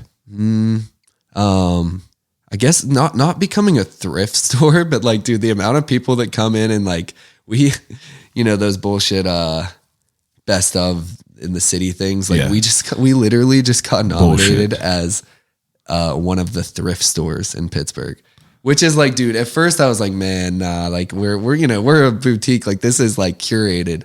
But at this point we kind of just laugh it off, but there is a ton of college students who will be in the store being I'm thrifting, so that's something that I don't think I could have predicted. We're literally to a lot of people considered a thrift store, the younger generation. Yeah. You know what I mean? We know that a thrift store is Goodwill and Salvation Army and shit like that. But a lot of people think we're a thrift store. Anywhere you could buy vintage is a thrift store. Yeah. So that's the state of that right now. That's weird. I don't know, just always making sure that we're enjoying what we do. And pivoting when we need to, and just embracing change. I think that's something that I'm reading about it now, dude. On that first episode we did, dude, I didn't read anything, but I've been a big reader these last couple years. Really? Kind of. I mean, not big, but I've made it a goal to read. One of my goals personally was to read more. And then one of my business goals was, on the flip side, was to make more reels. Yeah. To make more reels. Real shit. Well, what's up with talk to me about that as far as the demand of being present on social media. Yeah. Is that ever something that you're kind of that's one on? Thing about the business that I have not let go. Yeah. Is that shop, being the guy on the shop Instagram. And I've had it in my notes. I write a lot of stuff down now too. I journal stuff, but I also have a bunch of different note categories in my phone on a daily basis. Yeah, I got a million. You got to I need a to-do list. Notes app is trash. And dude, as soon as, it is, it could be better. But as soon as my day starts, I get so distracted. Yeah. But that's so I kind of, embracing change is a big part, I think, of what's going to keep us going and just pivoting when we need to. Yeah. Whatever that might be. It's just so unpredictable. Yeah. But as far as social media goes, I just kind of, and it goes hand in hand with the vintage industry being more saturated. It's just posting product just doesn't do it anymore. Yeah. There was a time where I could just post all the new stuff that came in, and here's a picture of a t-shirt, or here's just a picture of sneakers, but that doesn't get engagement anymore. I've noticed that people want to see what we're doing. For sure. And if I can tie in showing product to that, then, and I do, by no means do I have the recipe figured out. That vintage Zack dude's got the recipe figured out, and he's so open to sharing, he gets millions of views on TikTok, and his secret what's his consistency. What's his tag? Vintage Zack. Vintage He's Zack. the guy who you mentioned. Oh, okay. Comes into the store and sells to us and makes a reel for it and everything. That's by far we get the most engagement when we do stuff with him. But you guys on TikTok? Dude, I've tried it, but that's the thing. You got to be consistent. Yeah. And I'm just I would burn myself out. It's hard to do. That's why I ask everyone about their social media. And coming back to it, it's been in my notes for a year to hire a content creator, But then I end up we kind of lose our authenticity. Yeah, for sure. You got to be making it yourself. I'd rather just be authentic and maybe not keep up with all the trends. We were literally and just not tire myself out doing it, you know? Well, me and that Adam dude were talking, Adam Milliron, we were talking about it, and he was like, you know, I was like, do you hire a scheduler? Do you do anything with social media? He was like, I do everything. He was like, I just don't. He was like, I know the way that I want things to be done. And he was like, it's hard to explain that idea to people. He was saying like he did branding for like a boutique soap company. He was like, I would take people and I would tell them to go out into a field of sunflowers, hold the soap in your right hand with the sun to the left and take a photo and it would look like trash. And he was like, I would just have to go and do it. But it's also like fun to kind of do that. Like I like making reels, even though they're like, I'm not good at it, but it's fun. Like my creative expression. Like when I do, I mean, yeah, if I'm working on something that is frustrating me, then maybe that's a sign that I shouldn't be, you know, that like I'm sometimes the more simple stuff is better. How do you, well, it's hard because it's like only 24 hours in a day you're working, then you're worrying about social media type shit. And like you got a kid and a wife. I think I would just worry about it less, to be honest. Yeah. And then I'll notice that like we still did well today. Yeah. You know, I wasn't on social media. And I guess that's kind of what it comes down to is like prioritizing and posting every single item that comes, or, you know, being like so obsessed about showing all of the cool stuff that comes in. I've just been doing less of that. Like I've got bigger fish to fry. And like, you know, Chase has been posting a lot of like product. And that's something that he has like just been, you know, he doesn't have that itch like I do as much to, you know, like he enjoys selling this. Like he loves seeing it. Like he's like, this cool shit come in. Yeah, but he's not splicing in clips and everything like that. He's just like putting out. Like he keeps it simple. Whereas like I'm just like out here like nitpicking, you know, just like to the point where it's like probably not a good thing sometimes to be such a perfectionist. Oh yeah. Which is something that's also with social media. I just try to like let go of. But I think to answer your question, I've just been kind of just doing it less. Yeah. And like when I do post, you know, still paying attention to like what gets engagement, which I realize is like if we're involved with it. So if I can tie in, you know, showing what the shop is and like, you know, marketing the shop and, you know, trying to get people to come in, you know, cause that's important. Yeah. And if, you know, that's, I guess, been trying to use it as a tool rather than just like, I'm just going to post a shitload of shit. Cause it doesn't work anymore. What do you do for your mental, you know, like what do you do for your mental well-being as far as, you know, like being a business owner, owning another building, which is, I mean, you're a multiple business owner, father, husband, you know, social, you got your own social life, you know, how do you like deal with it mentally? Do you do anything to like, definitely got to check myself, you know, like when I feel like I'm getting like burnout, just take a step back. Like this is actually like I've been going real hard, and I told Ron that yesterday. Like I've been on this like campaign, you know, like everything leading up to the 5-year. Just been like a good bit, and like being homeless, and I've kind of realized that like not quite as much, but that's what I do for my mental is like stepping back, unplugging from my phone and just spending time with my wife and my family and just being home and like recharging. One thing is like for sure, like I said, just trying to, and I like, you know, set goals, like trying to read more, but I'm also not going to stress myself out about it. Like for sure. Like at the end of the night, if it's like, I wanted to read before I went to bed, like I won't be like disappointed with myself. Like if I do it, cool. But yeah, I've been, like I said, reading more, journaling, a little bit. And I guess that's kind of how, for me, it's like, family time. What's the hardest part of the job? That's a good point. I got to think about that. That's fine. Because that's I guess I mentioned earlier, like we try to like cut the hard, not hard, but we try to cut the stressful shit out. Yeah. Not too bad if it takes you a minute to think about it. I guess, I mean, it just makes me thankful for having a good team because maybe the hardest parts would be like that daily operation. Yeah. But that's like fair. we all just work together on it. Like that's fair. We hopefully, and I tell those guys, like, if you're ever feeling like burnout, overwhelmed or like about a task, like let's make it better. Like Chase, this is kind of funny, but And I mentioned it, dude. I've referenced the first episode like 25 times. That's all right. It was a good one. I mentioned how Chase and I hand select every song and all the music that's in the shop.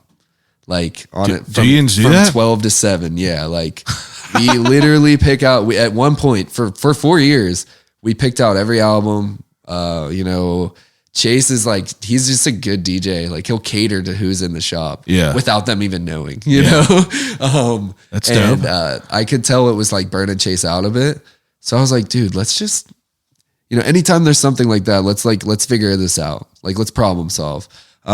So we just pay 10 extra bucks a month for Pandora Premium, and we throw on Anderson Paak Radio and it's probably so much better because you just let it roll. Literally. And the first day we did it, it played like 20 good songs in a row. And we're all just like on the edge of our seat, just like waiting for like a shitter. And we're like, dude, this is playing bangers. Bangers. And we literally like hit like a high five. We're like, we figured it out. Like, but there was a minute where like, it was cause you're doing everything else. So I guess like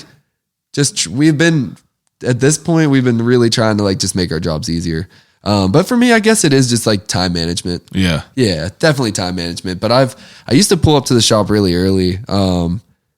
But a lot of my quality time with my son is spent in the morning. Yeah. We're open till 7. He goes to sleep at like 8. So that's fair. At night, I'll put him down. I'll help my wife put him down. I'll go home, give him a bath, like spend that time with him. But when I'm really like playing with him and engaging with him is daytime. Like 7 to 10 or 11. Yeah. So that's, and I guess maybe that's the toughest part is like balancing that out. My wife works at Children's Hospital. And thankfully, she works like part-time. She does 2 12-hour shifts. Oh, okay. She works all day Sunday and then another night. Jesus. Of that week. So like I'll leave work a little early that night when she's working. And then I have them all day Sunday. So I guess it's been that life balance maybe, I guess is the hardest part. Yeah. But I kind of just like try to, just accept it for what it is and just like enjoy the sometime. Yeah, just enjoy the ride. Figuring it out. Yeah. So that's what I like doing. I like figuring shit out. Yeah. I make myself sick about it, but like, there's no other way I'd rather do it. But dude, the only other podcast so I listen to, I literally have like 3 podcasts that I listen to. You, and I do that for pleasure, just like, but then I listen to this podcast called Problem Solvers by Entrepreneur Magazine. It's this dude, Jason Pfeiffer. Never heard of that. And it's all about business owners coming in, just talking about problems that they've had and problems that they've solved. And he wrote this book called Build for Tomorrow that's just about like embracing change. And, wow. And the thing is, dude, is he kind of like compiled all this information from different people that he talked to. Yeah, it's like Spark Notes. You could do it. Like you could write a book on, just if you. That's why I do it. Reflected on. I'm just trying to apply all the shit that you drop this. The way that you guys fuck up and the way that you guys succeed. That's really what I'm just trying to apply to my life. That's what this dude has done. So he's like the editor in chief of Entrepreneur Magazine. I got to talk to him because I got to figure out how to make some fucking money. Dude, he was on 2. Dude, well, ads. Yeah. That's the thing about his podcast is like can't do it. Yeah, no, I know, but I feel like and then another homie who I was chopping it up to about this podcast, he listens to one called How Did This Get Made? No, it was How I Built This. How I Built This. That's it, yeah. Yes, exactly. Kind of similar. Yeah. But yeah, the ads are just but you can pay the premium to skip the ads. Yeah. Pay the premium to skip the ads. It's hard because it's like I don't want to. I did throw in on that, dude. I appreciate it. The Patreon. I seen it before you came in, and right whenever we were just talking about that. That's like what I started. That's cool though. $5 can go a long way. Think about all the shit. That's like one coffee, dude. I've literally been doing this for 5 years for free. You know what I mean? For free, and like I'm not withholding any content from anyone. But dude, you do it so well. To like I said, I keep that in mind, just like the way that I think, like I realize not completely everything, but I realize like that it's like the quality of content that you put out just doesn't happen. I appreciate that, but it's like I had like some qualms about starting a Patreon because I just didn't feel like it was almost like what gives you the right to like want to do that. But after talking to these two ladies run this other podcast called Uncle Bob's Magic Cabinet, and they do a Patreon, yeah, and like it's successful, and they were like, why aren't you doing dude, this? there's no, and I think that dude, like, and that's something that I try to like, I constantly check in with myself about, like, just not caring what people think. Yeah. Well, it's not even about what people think. It's like what I think. It's like, right. Because I think about how I feel whenever I see other people doing it. Yeah. And granted, they give you all kinds of other shit, but if it's a regular dude who is just like, yeah, you're not going to listen to this episode unless you pay money, it's like, that's fucked up. If there's no one in this city that, and I'll still say it, it's like even my podcast, there's no one in this city that really should be withholding their episodes. It's like, yeah. I don't see why that's like, but your true supporters will like know. That's what I mean. Just how much it's just an opportunity like for when people. I saw that, I didn't think anything of it. And I also don't mean like, don't care what people think. Just like to that, like if it were like, if that's what would have been holding you back, like, it's like, nah, fuck that. I get it. Yeah. I get it. And they were, because I didn't think twice about it when I saw it. And I appreciate that. And I was surprised whenever people were, the first class is just like, the first tier is just a way to support the show. It's like, I'm not really like offering, any sort of like rewards or benefits, or like, I'm not going to send you shit, but it's like, I give you a shout out, and like, I just appreciate it. And it's cool to see people wanting to do that. But, is there anything that you think that I forgot as far as talking about like the store and what you guys got going? Could I ask you some of these questions? That people ask me said? some questions. Honestly, man, for a while, I like didn't even know if the podcast had started. Like it felt like we were just chopping it up. It's because I'm a professional. Yeah. Subscribe to the Patreon, baby. What is the biggest lesson you've learned in the first 5 years? And this is from North Shore Vintage. Oh, okay. Yeah. Jeremy, he's the man. Man, I guess honestly, dude, the biggest lesson is like the most important thing about what we do is our supporters. Like honestly, people like him, like he has consistently showed us love for the last 5 years, and it just goes a long way, probably more than most people think. Yeah. Like, and I really think that is like, the more, like I said, and maybe I'm really on that because of just, celebrating 5 years and really reflecting on like the support that we've gotten, and not even it being about like us doing it because, so that I think that's a good answer though. Yeah. Someone said Cinco de Mayo cut blunts. I don't know what that means. That's one of my best friends. He actually, he built out the shop with me. One of my homies from, we smoked a cut in a blunt on Cinco de Mayo at IUP, like a lot. That's what he meant by that. I love it. Yeah, shout out to poor Mika. I think I'm going to his bachelor party here in a couple weeks. I'll be MIA from the shop. Shout out to him. Okay. Most prized sneaker you own personally? Prized. Whenever I read this, I didn't think of value. I think of like what you like. Yeah. Well, people probably notice at this point, like the Union Black Toe 1 has become like my lucky sneaker. I don't know why. It's just one of those things where like I wore it to the 5-year anniversary. Yeah. And like I'll wear it to, you know what I mean? That's what you love? I have no shame. Yeah. And it's, it's like, it's one of those things, and maybe in the back of my mind, I'm doing it without even thinking about it. Is like, it is an expensive sneaker. Yeah. But I just like beat them up at this point. Like they're just like my lucky sneaker. Okay. Maybe one of these days when I run them to the ground, I'm going to tie them and throw them up on there behind the shop. Okay. Most prized t-shirt you own. I know the one you wore last time was a big deal. Dude, that's my lucky shirt. Yeah, I even SummerSlam, was it? That was the Bash at the Beach. Bash at the Beach. That's it's Hulk Hogan and Dennis Rodman versus Karl Malone and DDP. That's definitely one of like my all-time favorites. Okay. I doubled up on it, and Geiger wanted it, and I was like, I probably wouldn't part ways for nearly anyone, but I I parted ways with it for Geiger. I got a verbal commit from him. Did you? Whenever it's coming up here, I'm gonna beat his. He's had a lot going on. I know. We've talked. Yeah. We've talked. He said it's gonna happen. But no, he's been, He's always been a big supporter. every time of he you comes, guys. dude. And I can't even, and that kind of goes back to, I like all of the support. Doesn't matter who it is. Like all of the support matters. And yeah, so that's one of my favorite shirts. Okay. But as far as like prize shirts, I kind of noticed it the other day. I only kept one of my favorite designs, and Steve and I talked about it recently. It was like we did a 2-year design where it was like Pittsburgh someplace special. Yeah. And it was like a Zeds hot air balloon, and I know. Yeah. like we were like, man, that's hard to beat. Like that's such a sick design in our eyes and in my eyes. And I only kept one of them. One. And I just and it's like the graphic is cracking.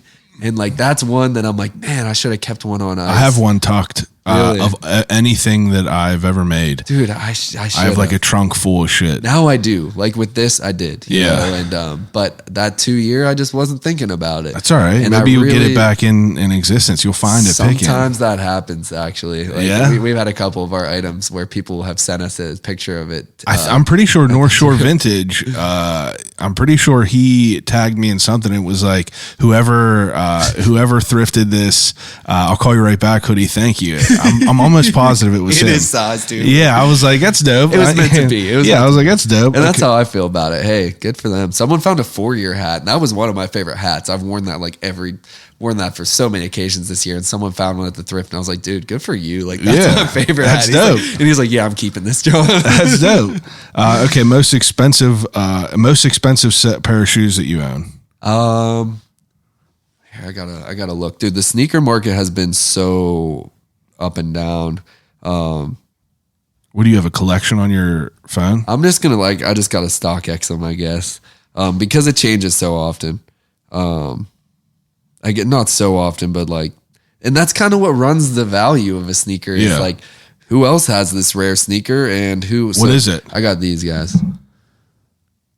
What the fuck are those? Rust pink Air Jordan 1s. They were released at the Art Basel in 2017. There was a rust pink, and I bought these for $1,800. And it says there's 6,500 on there now? Yeah, brand new, but you Mother know what I of mean. God. And I've worn them for a couple fits, but so that the rust pink Threw a couple fits with them. but those are the types of things where I don't know, and I knew, that was like an investment sneaker. Yeah. And when I don't know if I'll sell them or not, but this was another pair. So they did the Igloo and the rust pink, and like I said, it was Art Basel 2017, and they were just really limited. Both of those. That's Igloo. it. So the Igloo and the rust pink. But dude, here's the thing. Jordan 1s are so saturated now. Yeah. They have put out so many different colorways. They have replicated that colorway in a Jordan 1 mid or something. I swear, I just saw the mids like it. Yeah. So Ah, that's wow. one that nowadays, if I had it on, hardly anyone would even know how, Yeah. so Wow. but I think that's the most expensive. Okay, what's the most expensive t-shirt you own? That's the thing. I'd have to check the market, Ballpark it. So t-shirt, going back to 2020, 2021, people were just paying up for shit. I just saw some dude on Instagram that cut up a Snoop Dogg shirt. Oh yeah. Yeah. He's from Pittsburgh, Fresh. I believe. Yeah. He said he's cutting up $2,000 shirts. Yeah. I don't own rap tees like that, to be honest. I mean, I have a couple rap tees, but the thing is Is No one probably actually paying that. Peak COVID, yeah. But then that person who spent that is sitting there what the fuck did I just do? Because they'll never get their money back. Yeah. But I mean, I got an arrangement of music t-shirts and wrestling t-shirts. I don't know what some of the Rodman tees I have. People might. I don't know. Dude, the thing is I actually don't know, and I don't really care. So when the t-shirts were going crazy, and the thing is a lot of my collection I bought when I first opened the store, and everything was reasonably priced. Yeah. And you just keep it from that. Very rarely pay up for something unless it's something I really need. And the thing is it's clothing. Do you need and that's something I've come to realize over the years is it's all material stuff. And I enjoy it. I love it. I'm passionate about it, but like, I've You skip past that. like, I need it. I would be okay. Like if everything was gone one day. Yeah. Like if one day I just had to wear Carhartt pocket t-shirts and Vans for like the rest of my life, I'd be all right. Yeah. But yeah, I haven't really valued my t-shirts. Like if I was really about it like that, like making the most money I could, I would have sold them in 2020, 2021. Yeah. I would have hopped on an Instagram live and did a virtual flea and, Yeah, it's crazy sold it, shit. you know, because people were overpaying for stuff. Yeah. But man, as far as the actual shirt, probably I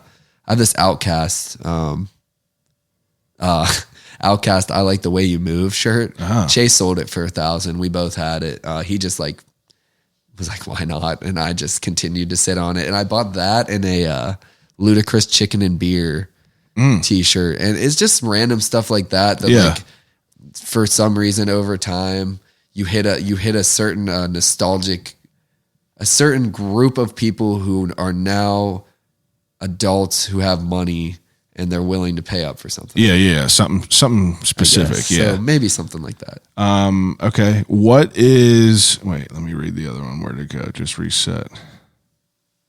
What was the craziest thing you ever thrifted in the wild? Probably been a minute. So it has been a while. Like that's the thing. I thrift for fun now. If I have time. But back in the prime though. Back in the prime. You ever find anything Yeah, like dude, super crazy? That was actually a question. That was a question on the first episode. Or I keep saying first episode, but back in 2019, I got asked this question. Was it I said like this Polo Bear haul that I had. Oh yeah, but those lost their value because like Polo just made a shitload of them because like I said earlier in this episode, you know, retail and brands will recognize that something is coming back and Beat it to they'll death. they'll just do that. So let me marinate on that. Dude, I get excited. Like people come in and share it with us. Like that's kind of, I live vicariously through the people who are thrifting now that come into the store. You're like, dude, I just found this. Whether they sell it to me, like they know that we will share in that excitement. You know, there's no like, oh, that could have been me. You know, which dude, it gets competitive at the thrift stores now, which is, I feel like it's a blessing for us to not be in that hostile environment. Like we just get to be there, let everyone win, pay that middleman price. You know, you do the hard work, bring it to us, we'll pay you. Like, going to the bins and fighting all the rest of the people for shit. Got to be exhausting, hectic, dude. We hear about it, and like I said, I mean, respect to people that do it, but it's not easy. And anyone who's like wholesaling, that's kind of how you gotta do it because the rack stores are just expensive now. Yeah, it's hard to make money on it. But this kid came in recently. Yeah, he goes to the pit, and he was at the bins in Heidelberg, and he pulled a Mike Tyson tee and a Janet Jackson tee. And there, dude, peak COVID, someone probably would have spent $1,000 on it. But like, I think he said someone offered him like $350. Yeah. My favorite shirt that I've thrifted in the wild, and it got me into collecting. And one of these days I'll show it all. But got me into collecting these t-shirts. They're called Harley Davidson Thunder and Lightning shirts. Is it the 3D one? The purple. So it's like lightning the whole way down the shoulders. Yeah. And I thrifted one at Salvation Army out your way by Century 3 Mall. Wow. For $1. And so that was a cool one. And you thrifted it for $1? How much does it go for? It's like a $200 shirt. Oh, okay. Yeah. Something. I mean, That's dude, not a bad that's margin. the thing. Peak COVID, they might have been $5. But dude, What's your stock look like? They made a bunch. Like what is my personal? Yeah, like what is your personal So like? Is it stupid? Well, so that shirt, and like I said, I'll show it, but I have it in like all these rare colorways. Like they made a pink one with purple lightning. They made a gray one. They made like a purple on purple. Wow. And then a crew neck. And my one buddy Vince, he like seeks them out for me. He got me like this like this one with like that was from like I forget exactly where, but like Saudi Arabia. But yeah, so mine looks like I have shelving. Going to the, I guess like the vault. And I have a bunch of drop front sneakers, what does that mean? containers. The plastic containers. With how many sneakers do you think you own? Like around 100. Yeah. But dude, I just more and more I think about letting things go because like do you wear them all? I don't wear them all anymore. Yeah. I did at one point. Like I kept them in rotation. Like it's all, so top row is Jordan 1s. Second row, like top 2 rows are Jordan 1s, like red, it's Roy G. Biv. Yeah. Straight up Roy G. Biv. Then underneath, I go Air Max dunks, high dunks into low dunks, then Air Maxes, then Jordan 3s and Jordan 4s. And that's like the kind of like the category. And then I have my New Balance. I've been leaving in the last year. I've left with more New Balances than J's. Yeah, more than anything. I've been loving New Balances. Different they're pairs. Comfortable. Yeah, and they've just been killing it with different collaborations. And like I said, I really like the 550. Yeah, I've been keeping it more simple at work too. Just like I want them new Joe Freshgood ones. Man, he's been going crazy. Didn't they release on the 21st? The camo and orange one. One of our customers came in and he's like, dude, I got everything. He's like, I didn't think that I'd hit on everything. He's like, now it's like, he checked out and all went through. Jesus. So he's like, I'll be through this week. But that's what I did the one time for like some pleasure Crocs. I entered for both of them and I was like, hey, you're going to get these ahead. At least you got them off then because now they're like $60. They're like under retail. Yeah. But so on each side of my drop front sneakers, I have a shelving unit that is straight Pittsburgh stuff, t-shirts folded. So it's all Pittsburgh. Like I got Bucko, into stacks of t-shirts. I used to have them on hangers, but we bought a house in 2020 and I had to not downsize, but just organize it in a different way. Compartmentalize it. So I got a straight Pittsburgh shelving unit. And then the other side I have top row is Harley wrestling, movie tees and TV t-shirts, Looney Tunes, which I never wear, but I just have for nostalgic purposes, music, miscellaneous. Yeah. And then the bottom two shelves are like local brands. Like I have like yours, stuff from you, stuff from sports, stuff from, I try to think like Vinny, a couple it's so it's just, and then my stuff. So it's like Zeds tees from over the years and then like local brand t-shirts in this like shelving unit. That's dope. Is your wife any sort of like clothing type of collector like you? No, she likes just cozy stuff. Yeah. She likes all the crew necks. Like I bring her back she likes like a good just like micro swoop, like a Nike micro embroidered neutral, she likes like neutral stuff. And like I've got her a little more into like honestly, dude, we're a big Vans family. Yeah. Especially with the little one. I got some half cabs on right now. Yeah, I got to have cabs dude, on. This is my daily drive. I mow the lawn in these. Come on now. Dude, it's like you can't feel bad. And I always have a Journeys coupon. So it's like there's no other shoe that is as easy to wear, but also as worn through everyone who's from poor people up to billionaires. Yeah, because like $60. Well, it's 70 now. They raised the retail, but like I get that coupon, $60 new pair. Once they start getting beat, they're my new lawnmowers. Yeah, the old beaters. So and then like with the little one, they're just super easy to put on. Like we have like the either slip-ons, like checkered ones. I wear Velcros. And like the Velcros with the old schools. Hell so super easy. So we wear collectively as a family, we wear a lot of Vans. And then like she has a couple pairs of Dunks that like if she's coming to the shop and like Luca needs to step out and we're all wearing like it needs to step out a little bit. Hey, come on now. But yeah, generally though, she just likes to be cozy. She's 20. She's 28 weeks pregnant now. So you're having another kid in July. Jesus. Yeah. Why not just keep adding in things, dude? It's kind of like that. She I said, this was not my trajectory. Like whenever we talked in 2019, if you told me I was where I was like personally, I'd be like, nah, that's wild. But she is just like a really good mom, and that's dope. Like her what she wanted in life was like a family, and sooner than later. So like it was kind of like almost like a pandemic thing. Like we're there and she's like, we are gonna get married, and she's like, if we are able to do this in this certain window, like cool, and then if not, we'll wait till we're married. And it happened like right then and there. So I was just like, well, time to buck up. Like, you know what that's I mean? Dope though, dude. Congratulations. Thank you. It was like in theory I was like, I could be a dad, and then it's like it really happens, and it's like, all right, I got to be a dad. Yeah, for sure. Yeah, it's wild to see people our age now just, having kids, and you're just like, we're all adults now. It's that crazy. is life. And it's not, you know what I mean? Like, yeah, it's teamwork though, for sure. That's what it comes down to. Like I said, it's For sure. And like my friends talk to me about it and baby fever and stuff. And I'm like, listen, man, I know it's not for everyone. And I was like, and also there's no rush. Like I'm 29. I know you said you're like 32. It's like, it's plenty of time to get into that. It's like, I don't know. And we're in the time of our life where like, I was just on the phone with one of my buddies yesterday, and they're just like, they don't have a baby and they're like doing some traveling and stuff like that. So, I've always been a homebody. My wife's a homebody. The shop has made me a homebody, like just having a business where for sure you got to be there every day. And then ultimately, I know you asked like, what's one of the toughest things about the shop? And maybe it is just like, I have so many friends that like work from home and like work remote. Yeah. And it's like, you got to be there. Yeah. It's difficult for sure. So maybe that is even like, talking to people like Matt Christie at Streets, like that dude is another person. He's like, dude, he is the hustler. A hustler. And it's people that have people like you and him. It's like, you have these businesses and it's like, you have to be in proximity of it. You might not have to be there every single day, but it's like, you got to be in proximity of it. And even like him, he's like, dude, I wish I can come to that live show, but it's just, you're working all the time. Everyone's grinding, which is understandable.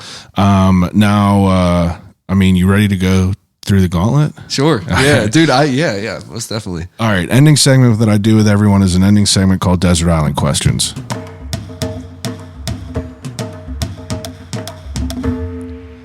Desert Island questions, whenever I give each guest 3 categories to take with them on a desert island until they starve to death and die. It's been 4 years since we did this before. I don't remember any of your answers. I didn't either. So I wanted to revisit it. You know what I mean? That's fair. I felt like it was more important for me too, just so I wasn't like so repetitive. And that's all right. First category, 3 movies. 3 movies, yeah. So last time I said... You gave me the entire Austin Powers trilogy as one. Yeah, that's good. I'll give you that. But I'm not. I still love it near and dear to my heart, but I probably won't take that now. That's fair. I said, dude, like I said, it's crazy how much can change in 4 years. Like I was listening to myself, and like you said, you listen to your old episodes, and you're like, what was I doing? And it's like, dude, I was like, I've, changed or matured quite a bit. It was Superbad and Pineapple Express, which, don't get me wrong, love I'll them. Still give you all 3 of those. Whatever. In addition to your new just ones. so everyone knows, those were my first 3. Those are good ones. But dude, with having a child, I've been watching an unreal amount of Disney. Oh, I bet. Like what?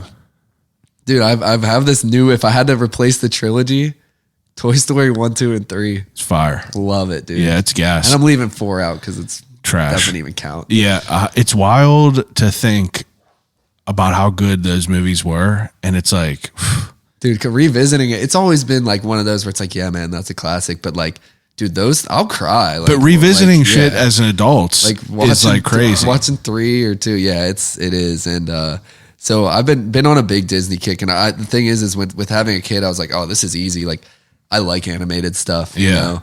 But yeah, that's one. Okay. Dude, I got really into I watched this, and this isn't a movie, but I watched The Sopranos in its entirety. Me too. 6 months ago I did.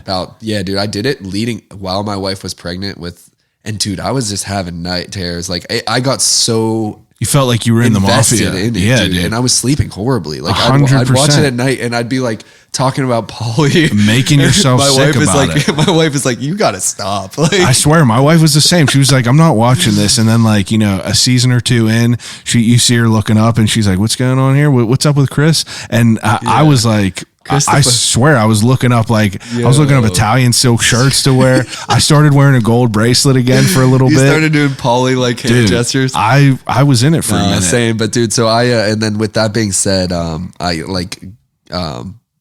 really grew to appreciate Goodfellas as a movie, and I know that like that's I've heard it in certain episodes. I want to say like John, that was one of Pittsburgh's. Maybe it was. Maybe it wasn't.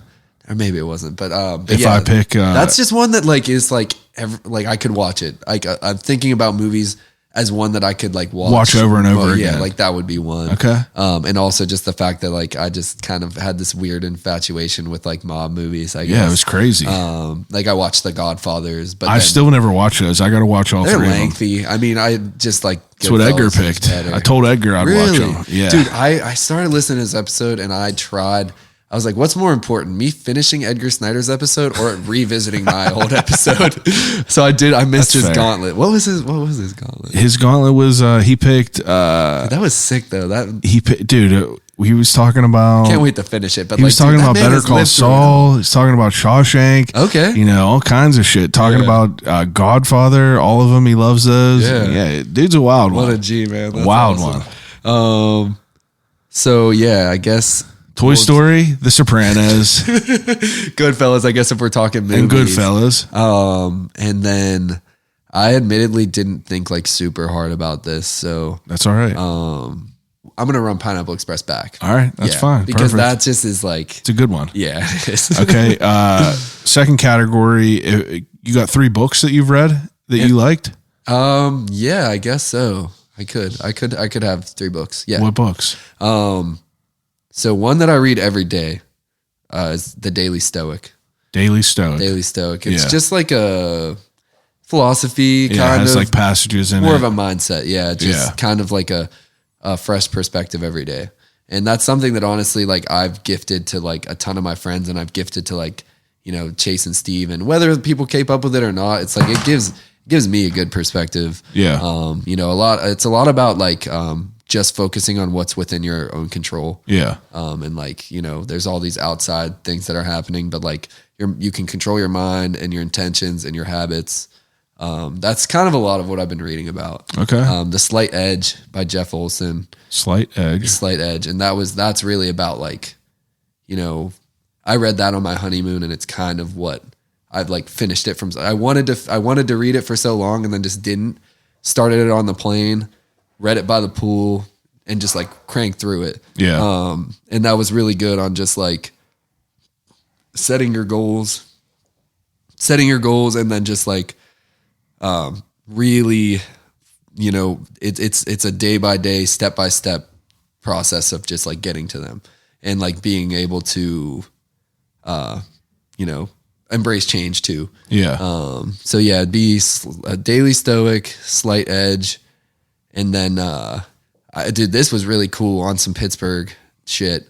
And it's kind of like, I don't really like the title because it doesn't really represent it all that well. It kind of does, but, Think and Grow Rich by Napoleon Hill. And it's all about, he interviewed Andrew Carnegie, and then compiled like 20 years of interviews with like the most successful people. Oh, wow. And just, it was all about like I'm going to have to read that. a lot about habits. Yeah. And admittedly, it's a little dry.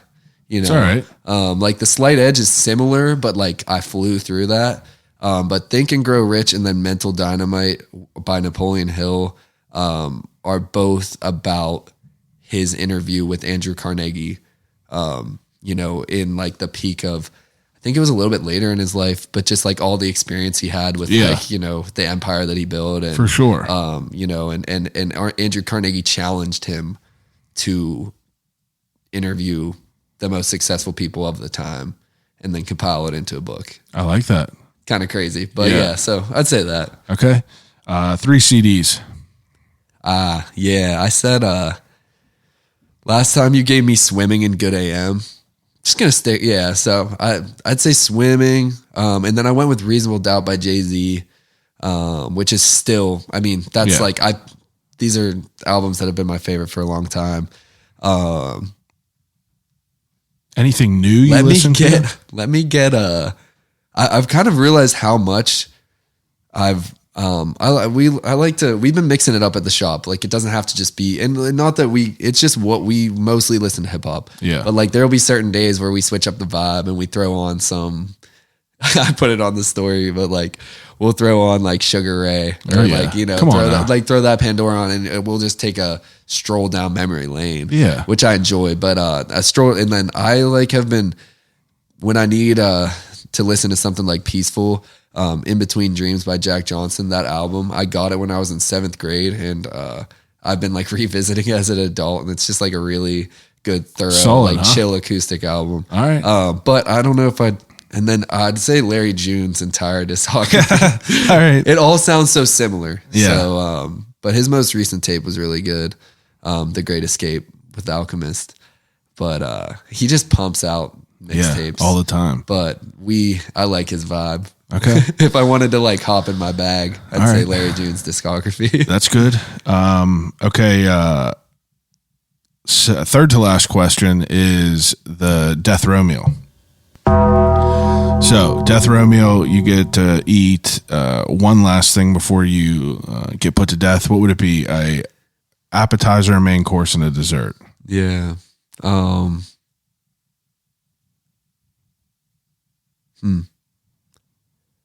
This I actually didn't. Yeah, I didn't. I think I was listening to it on the way here, and I didn't get to this part. But like what I said last time. But I love thanks. I don't know if I said it or not, but like a Thanksgiving meal. That's good. Yeah, It's been picked on here quite a few times. Dude, it just love some home food. Yeah. And there's certain times of the year where I just miss it. So like the Goblerita from Mad Max. Not bad at all. When it comes, I think they do it in July or something. Yeah. And my wife will have random pregnancy cravings, and that was one. And her mom will just whip up an entire Goblerita ain't bad just at all. stuffing, stuffing turkey, mashed potatoes, gravy, corn. Hell yeah. Cranberry sauce and the whole nine. That's just comforting. I always right. love that. That's good. And then dessert wise, probably ice cream from somewhere. In Pittsburgh, I do like Pages. Sometimes it's a bit much to go there because they're just so busy. Yeah. And then there's this place in Indiana back home called the Meadows. Ice cream spot? Yeah. All right. Yeah, and I get a gelato. All right, hell yeah. A little gelato? Blueberry slushy gelato. That's crazy, but that's all Or right. is it blue? It's whatever that slush is. It's either blue raspberry or sometimes it'll be a cotton candy or whatever. You're wild. I like gelato. All right, that's good. Second to last question is the most telling. If you're getting ready to go on a road trip and you are going into a gas station to get a snack, what would it be? If I'm keeping it simple, actually they get a little. I hate having the dust on my fingers, but white cheddar checks or white cheddar. White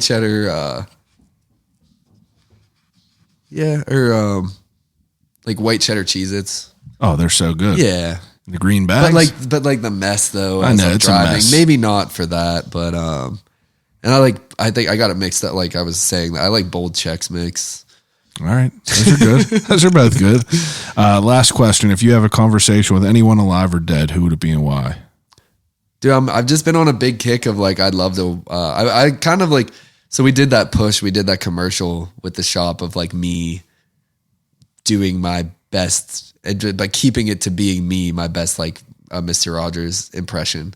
And I kind of studied him.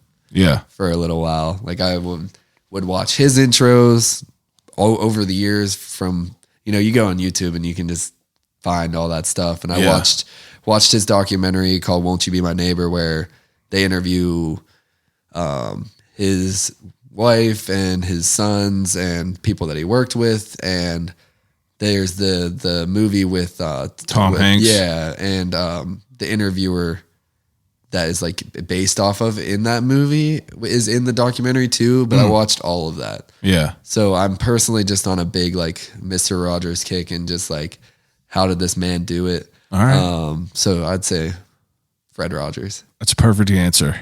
Perfect answer. Made it through a second episode. Take a second. I mean, I appreciate you coming over and talking to me. Dude, about this was fun. I was when you reached out to me, I was immediately, yes, I appreciate that. Yeah, for sure. I'm honored, man. I think that it's, it's good what you do, and it's good that you guys been around for as long as you have. And I think that speaks to who you all are down there. Same to you, man. Cream rises to the top. Take a second, promote all your stuff, promote where people could find you, the address, the shop, the whole nine. So most importantly, shop Zeds across all social media platforms, mostly Instagram. TikTok, maybe we'll get back on that. But you already know, 1931 East Carson Street down Southside. That's where you'll find us. And yeah, keep an eye out. We got kind of just a bunch of, like, I'm going to reveal, this will kind of be an early reveal of me sharing the space, Edgar Brothers Realty, and the fact that the Airbnb is there and it's available. And then the barber shop, I'm once again 4 years later not going to put a deadline on it, but it's coming. It's coming. Better late than never. Yeah. Everyone else that's listening, appreciate it as usual.